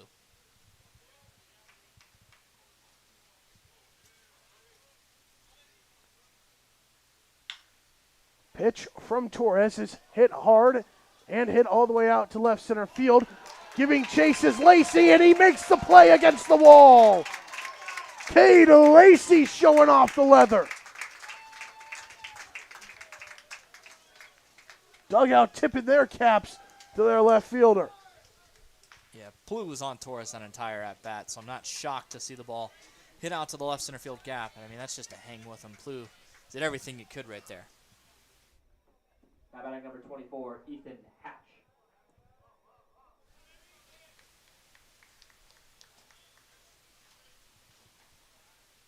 First pitch to Ethan Hatch is outside for ball 1. And now 2 away for Torres. You really want to make sure you get this last out. Give your team a chance to take the lead for the first time today.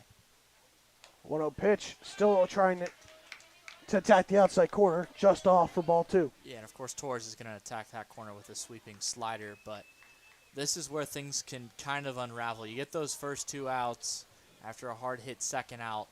You don't want to let your foot off the gas pedal if you're Torres. We're kind of seeing that. Count moves to 3-0. This pitch got away from Snido. And if you're Torres, you're hard to hit. You just got to give him a cookie here 3-0. You know what? If Hatch has the green light, so be it. They could beat you. Working from the stretch, the pitch is inside for ball 4. 4-pitch walk, puts a runner on with 2 outs. Now batting number 16, Ryder Hancock. That's the last thing you want to do. Not only issue a walk, but a 4-pitch walk. You didn't even make Hatch even earn it. You might as well have just intentionally walked him, but gotta wipe it if you're Torres. New batter. Hancock steps in. First pitch, catches the outside corner for strike 1. There you go. Prime example. All right, you just issued a walk. Doesn't matter. Gotta come out, pound the strike zone. 'Cause you know what? That walk doesn't matter if you're able to retire Hancock right here. Torres tries to attack that outside corner once again. Count now moves to 1-1 with a called ball.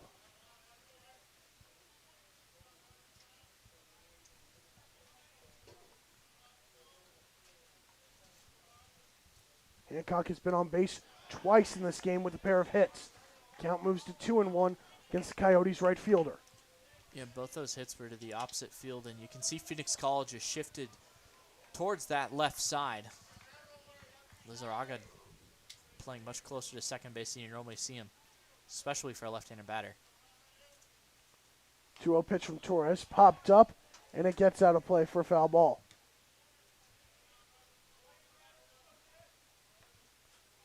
Deuces now wild. 2 balls, 2 strikes with 2 outs, and 2 with 1 runner on here in the 7th. Torres looking to close the door. The pitch inside, nearly hits Hancock, but just went past him Went behind him, Ryan. You normally don't see that.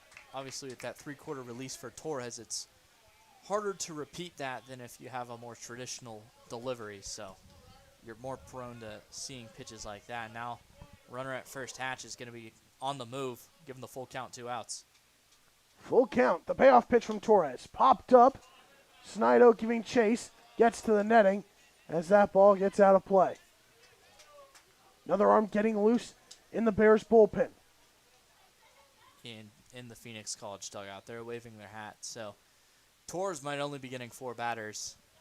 Interesting, because you do have the 9-hole hitter up, and both these batters are left-handed. The arm I see out there that's getting warm is left-handed, so I don't know why they would make the change now. But if Torres does issue a walk here, I could see why. The repeat of the payoff inside for ball 4, and now back-to-back walks have 2 runners on and 2 outs. Scott Schneider coming out. This could be the end of the line for Torres.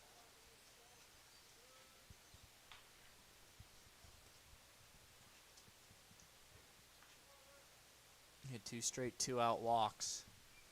Torres did a good job coming in, but you can't let up just because you get those first 2 outs. Schneider took the ball, so that's it. Torres faces 4 hitters. Got the first 2 outs on the flyouts. Out to Cade Lacey.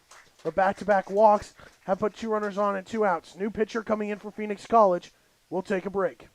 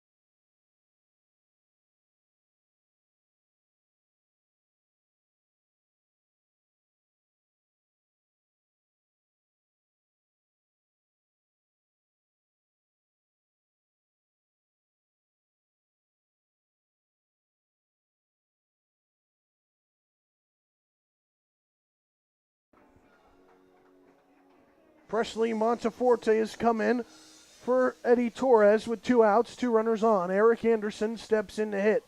His last time up, he singled, and then later came around to score. Lefty-lefty matchup here. And Dom, why do you think they decided, if you're Scott Schneider, to go away from that righty-lefty matchup? Well, one in part because Torres allowed that rocket out to left and then issued 2 walks. So already wasn't, exactly giving you too much confidence on the mound. That ball was hit about 360 feet out to left center field. Ground ball over to second. Lizarraga bobbles it, and everybody is safe. Second time he has bobbled a ball. This time it goes down as an error, and the bases are loaded with the top of the order coming up for the Coyotes. Yeah, you got to come get the ball. Every hop that the ball takes, you risk it being a bad one. So if you're Lizaragi, you got to come get that ball when it's coming down. Now batting number 20, Ben Hashizaki. Hoshizaki steps in. He's reached base 3 times today and has a pair of singles. Drove in a run in the first inning. Monteforte, second, delivers home. Pitch cut on and missed.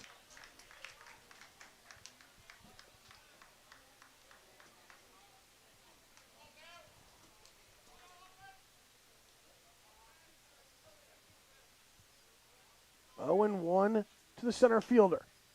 Pitch is popped up in foul territory, giving chase is Casados over by the netting, and it's a foul ball.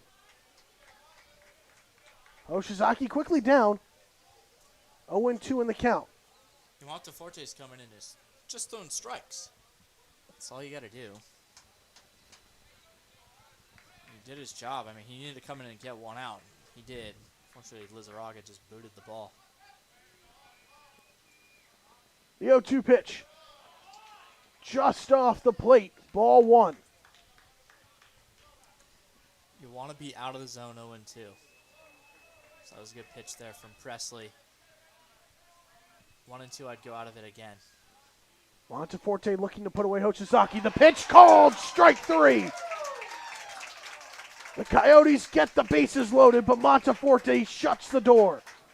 We head to the home half of the 7th. Bears looking to get their first lead of the day.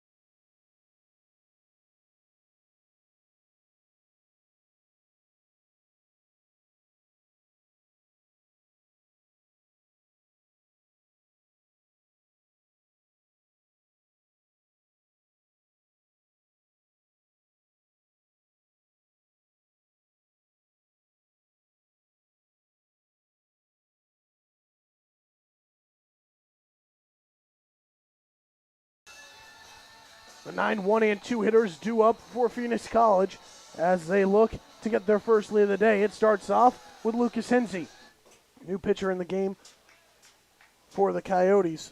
Number 19, Daniel Hutchison, after 6 innings of work from Patrick Morris. Yeah, he was really good. Obviously, the line's a little inflated with that home run. Comes unearned after the throwing error at short by Plu on that force out at second base. And that 2-out home run was a real backbreaker if you're Chandler-Gilbert. Allowed 6 runs, only 3 of them earned. Count is now 0-1 to Hensey. The pitch. Grounded over to third. Hatch backhand scoop. Throw over to first. Offline. And beating out the throw is Hensey. An error by Hatch gets the leadoff man on for Phoenix College.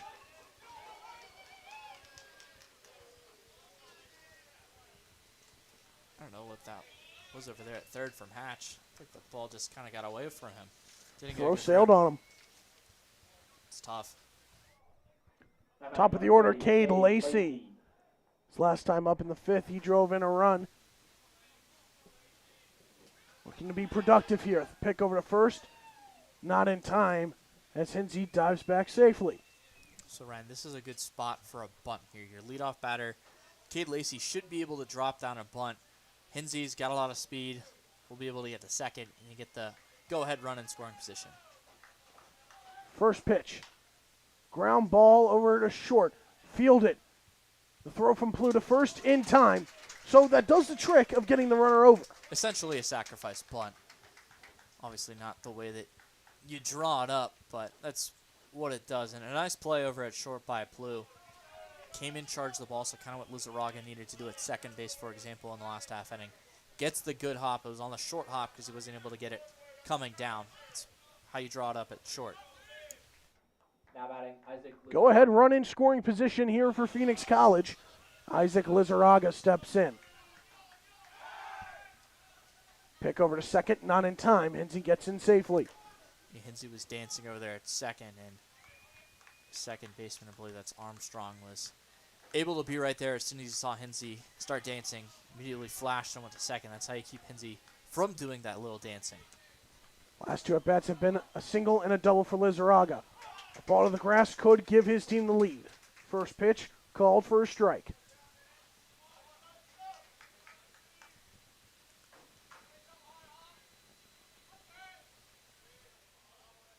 Hutchison comes set.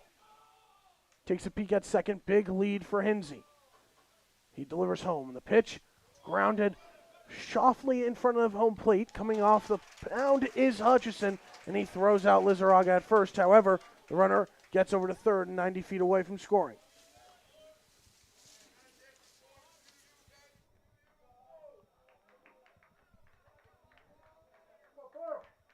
Pitch hitting, number 4, Manny Morales. Manny Morales has come in as a pinch hitter for Jake Willerup. He had a big day. He had a double and a single and drove in a run. Morales has a chance to give his team the lead here. First pitch outside for ball one. Yeah, like you mentioned, Willerup had a big day. He's been one of the better hitters consistently for Phoenix College, and it makes you wonder if he was the one who got ejected. He could have been the guy to be ejected as Morales comes in. Big situation here. The 1-0 pitch is fouled back into the netting. Yeah, fouled straight back. That means Morales was on that pitch, just missed it. 1-0, that's exactly where you want to be. Hunting that fastball. See Hutchinson, he's bringing the velocity here. 1-1 pitch, cut on and missed by Morales. Hutchison one pitch away from getting out of the inning. Yeah, 1-2, you're ahead. Probably go to the breaker here.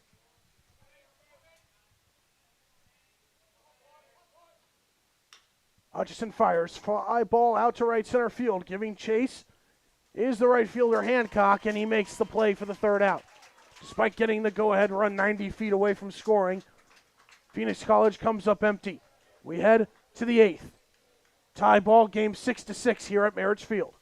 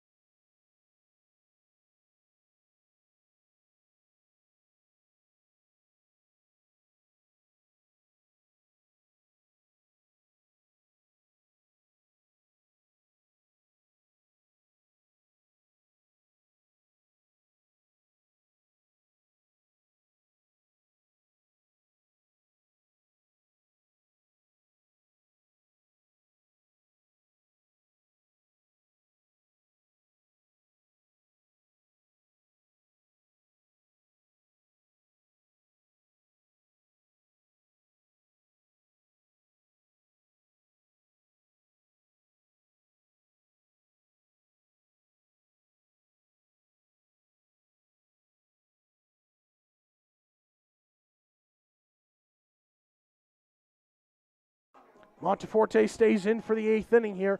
Presley, Monteforte will face Armstrong, Turgeon, and Lewis. First pitch to Armstrong, gets a bunt down, calling off, and making the play is Casados on the run, and he throws out Armstrong by just about a half step. 1 up, 1 down on 1 pitch. Gonna be real with you, Ryan. I thought Armstrong beat that out to first. Close play. Obviously nothing you can do about it if you're Chandler-Gilbert. Hang with him.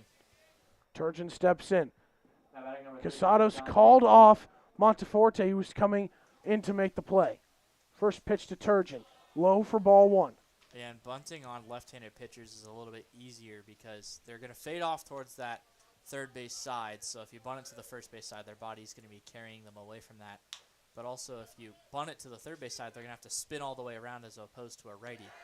High chopper over to Swarbrick. He made the play, and the throw barely beats the hitter Turgeon. 2 up, 2 down here in the 8th. I thought Turgeon got there again. So if you're Phoenix College, that's you'll certainly take that. I haven't seen a huge argument from the first base coach for the Coyotes, so Now batting maybe, number 40, Tate Lewis. just maybe, Dom, your eyes are deceiving you from this far away. There's nothing you can do about it if you miss the force play, just like a routine out. You can't ask for help or anything. First pitch swing, ground ball over to Casados, bobbles it, fields it, throws to first in time. Monteforte works a quick 1-2-3 inning, and we head to the bottom half of the 8th. The Bears were able to get the go-ahead run 90 feet away in the 7th. Can they bring home a run and get their first lead of the game here in the 8th when we come back?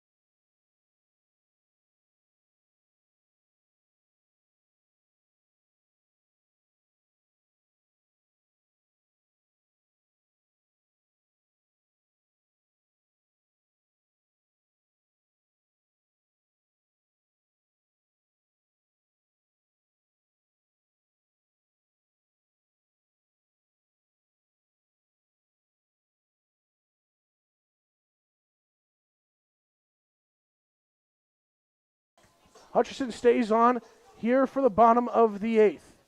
He will face Fiddler, Swarbrick, and Snido. First pitch outside for ball 1. This was once a 5-0 game just after the first frame. However, Phoenix College has gotten their offense going in recent innings, including a 3-run homer from Kyle Casados to tie it up at 6. Foul ball off the bat of Fiddler makes the count 1-1. Yeah, been a handful of unearned runs, which is nothing out of the ordinary if you're Phoenix College, one of the worst defensive teams. But they hit, and that's how you stay in games. 1-1 pitch, trying to go off speed, stays up in the zone, and the count moves to 2-1. Yeah, so credit to the Bears. They're able to chip away. 1 run in the 4th, 1 run in the 5th. And you had just 1 in the 6th. You got the extra out and took advantage of it. That's what you got to do. 2-1 pitch, stays out of the zone. Count moves to 3-1.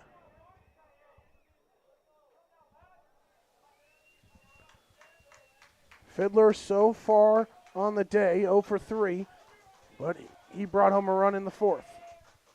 3-1 pitch outside, and once again the leadoff man is on. So we saw de facto sacrifice last time. Curious to see what Phoenix College will do here. Now batting number 19, Jared Swarbrick.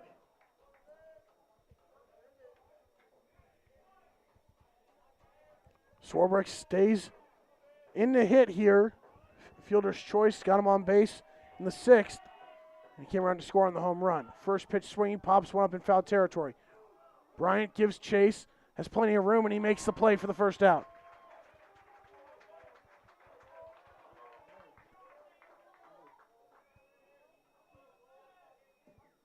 Now batting number 22, Cole Snido.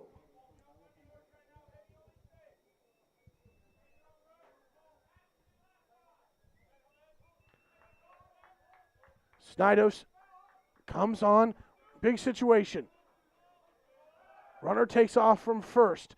The throw down, not in time. Fiddler is in scoring position.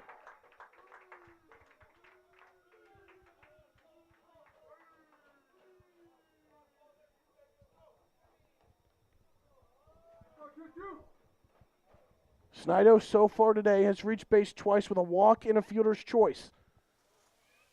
Has an RBI opportunity here. A ball to the outfield could bring home Fiddler and give the Bears the lead.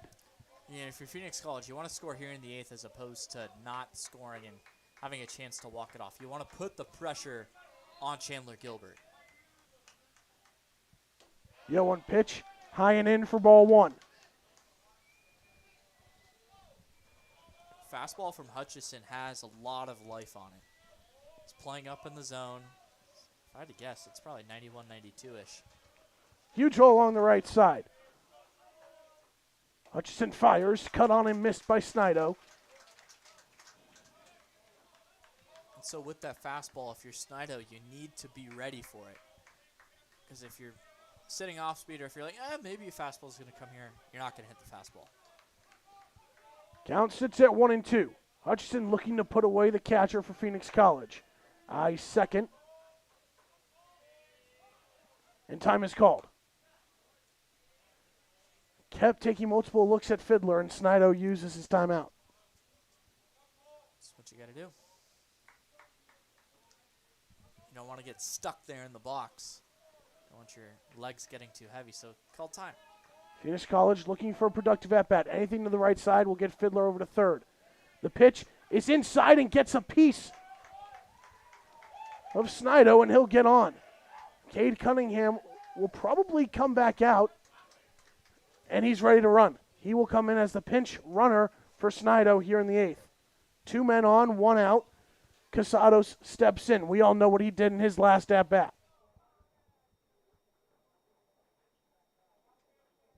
Courtesy pinch running at first, number 13, Cade Cunningham. Now batting, Kyle Casados. Fiddler on second. Snido's pinch runner, Cunningham on first.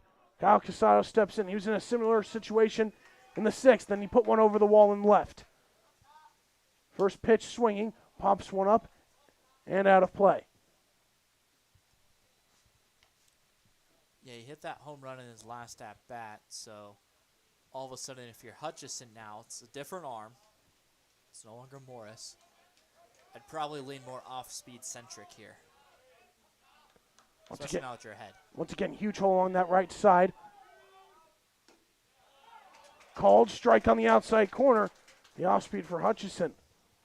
Yeah, so now that you've shown him the off-speed pitch, probably want to see it breaking off the plate here now that you're ahead 0-2. Hutchison looking for a big out here. 2 on, 1 out, 0-2 count to the third baseman for the Bears, Kyle Casados. Huge lead from Fiddler, and Hutchison will step off. Yeah, Fiddler was trying to time Hutchison there. Got a couple of steps, but was athletic enough to put on the brakes and get back. The 0-2 pitch from Hutchison, swung on and missed.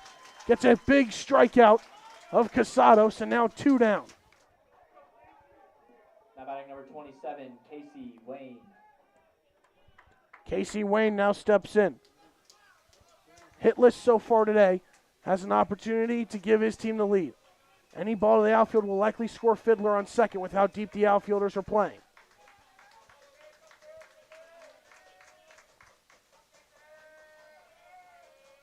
First pitch from Hutchison. High for ball 1.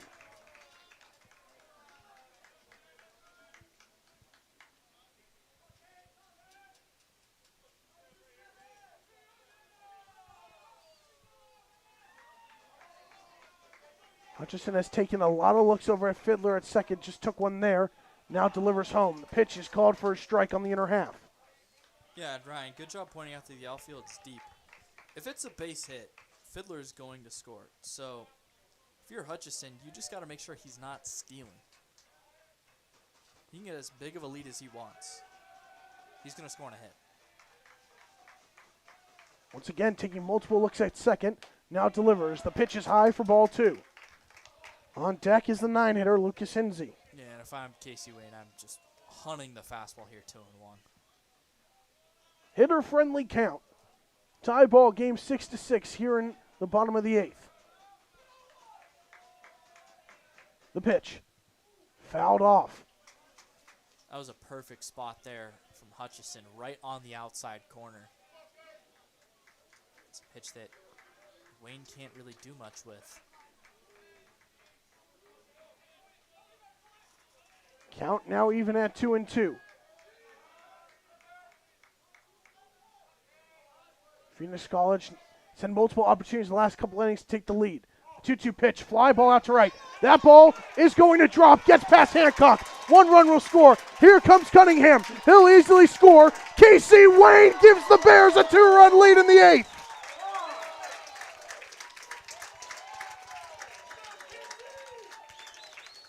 Two-run double makes it 8-6. First lead of the day for Phoenix College. Who said Casey Wayne wasn't going to be able to do much with the outside pitch there? What a fool. Wayne just goes the opposite way. He got enough on it. Hancock was tracking it down, but Wayne with an excellent piece of hitting. Phoenix College, man, what a comeback. Now batting Lucas Hinsey. The 9-hitter Lucas Hinsey steps in with 2 outs. First pitch swinging, ground ball over to Bryant at first. Fields it, tosses over to Hutchison at the bag for the 3rd and final out. But Phoenix College, plates 2, have their first lead of the day and are 3 outs away from getting back to 500. When we come back, the Bears look to close it out. It will be Bryant, Plew, and Hatch for Chandler-Gilbert.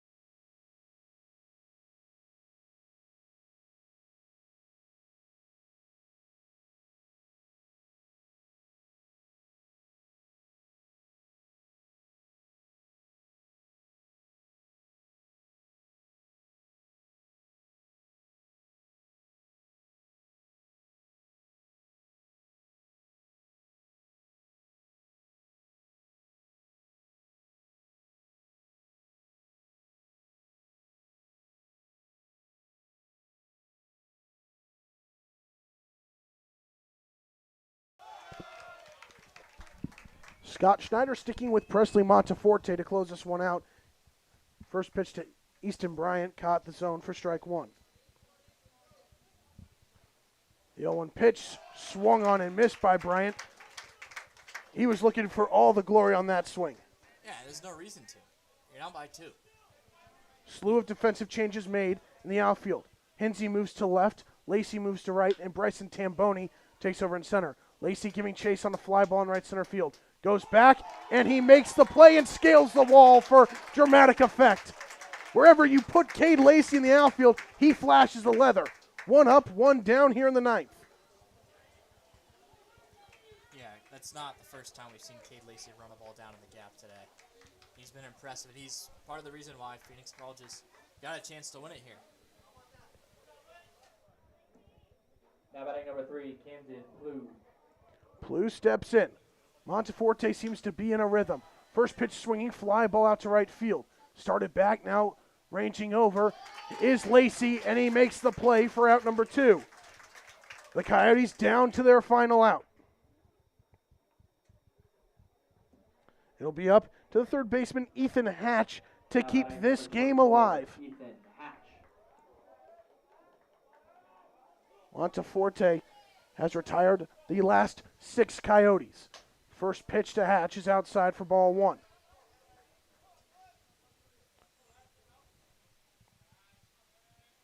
Working quick out of the windup. The pitch catches the inside part of the zone for strike 1.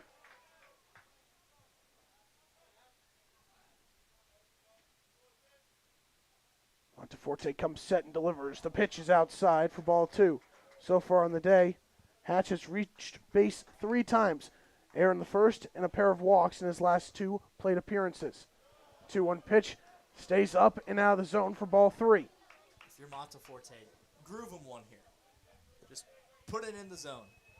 You got to make Hatch earn his way on base and get the tying run of the plate. The 3-1 pitch. Popped back and out of play for a foul ball. Count is full at 3-2.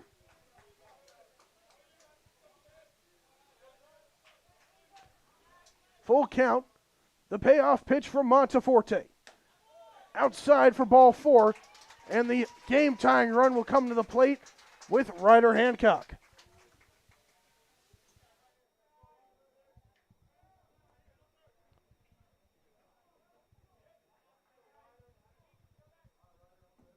Pinch running at first, number 2, Devin DeVera. Devin DeVera comes Now batting back number in 16, as the Ryder pinch runner. Hancock. He takes over at first. Monteforte looking to bounce back and close the door. First pitch to Hancock is high for ball 1. So I believe that's DeVera now entering the ball game for Hatch, because Hatch is not the catcher. Previously, we had seen him pinch run for the catcher Anderson. That's courtesy, though. The 1-0 pitch also stays high for ball 2. To gain the first 2 outs with ease, his last few pitches have been tailing up. We saw this for Torres in the 7th inning. The hardest out to get in the inning is the final out, because the batter is going to really lock in, make sure, hey, I'm not going to be the one that ends this inning. And if you're the pitcher, you've been out there on the mound. You've thrown some pitches after being able to sit down and re-energize yourself for the beginning of the inning. So getting this third and final out of the inning, especially in the 9th, it's always the hardest. You always got to work extra hard for it. Hitter-friendly count to Hancock here.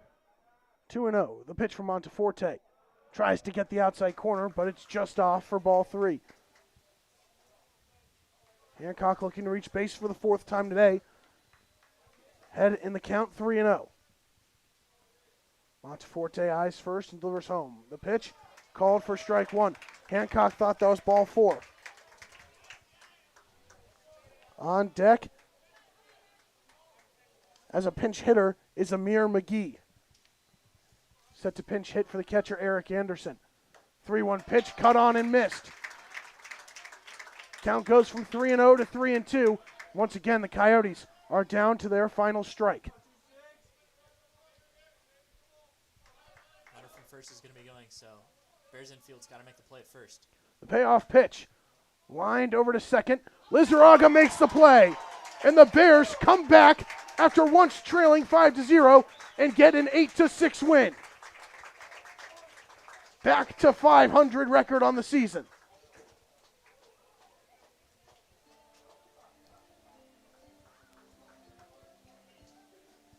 Yeah, what a terrific comeback win.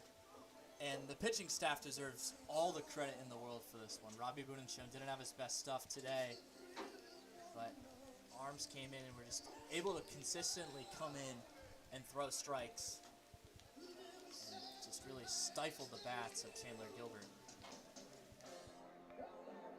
You mentioned Sotelo, 5 innings, only allowed 1 run. Then Torres came in, only went 2/3 of an inning, but Monteforte came in and shut the door, going 2 1/3 scoreless. Phoenix College Bears beat the Chandler-Gilbert Community College Coyotes 8-6 Thank you, fans, for coming out to the ballpark today and supporting the Phoenix College Bears. We hope to see you at the ballpark again for more Phoenix College baseball. For everyone at Phoenix College, we hope you have a great rest of your day and drive home safely.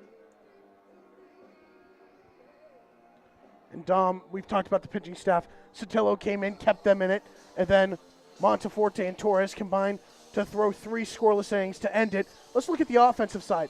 Who are you looking at? The easy name's Kyle Casados, but who else do you look at who came up big? Yeah, I mean, it's really got to be Casados. Came up big with that home run. And at that point, you just had a player get ejected, multiple players at that. And it was still a 3-run game at that point. 2 outs. The starting pitcher, Morris, on the other side for Chandler-Gilbert, had been dealing. Not really getting hit too hard, but came around for the 3rd time and really made the Coyotes pay for leaving Morris in there. It's definitely got to be Casados, and I mean, just a huge swing. It's not easy to get the ball out of the yard here. No wind today. Obviously, it's dry here in Phoenix, and the ball is going to travel a little bit, but these wood bats here in Arizona junior colleges, you got to get all of it. That's exactly what happened. Also have to shout out Casey Wayne. Came up big, 2 outs in the 8th, 2-run double. That ultimately was the difference with the game-winning hit. Dom, you have anything else? I want to tip my cap to Scott Schneider. I think he did a great job today of controlling the Bears. Obviously, there was a lot of extracurriculars going on in this game. You know, Ryan and I were not exactly sure what it was, but took his squad aside and said, "Hey, we need to calm down. We need to just go out there and play baseball." Obviously, we're taking this energy and we're utilizing it, and that's great, but we can't let it hurt us. And just a great example of leadership here at Phoenix College, and it's exactly what the Bears want, running the ship and then move back to 500. Under 2.5 hours for game time, the Bears come back and win it 8-6. That'll do it for the broadcast here today. He's Dominic Stearn. I'm Ryan Blank. Phoenix College improves to 500 on the season with an 8-6 win.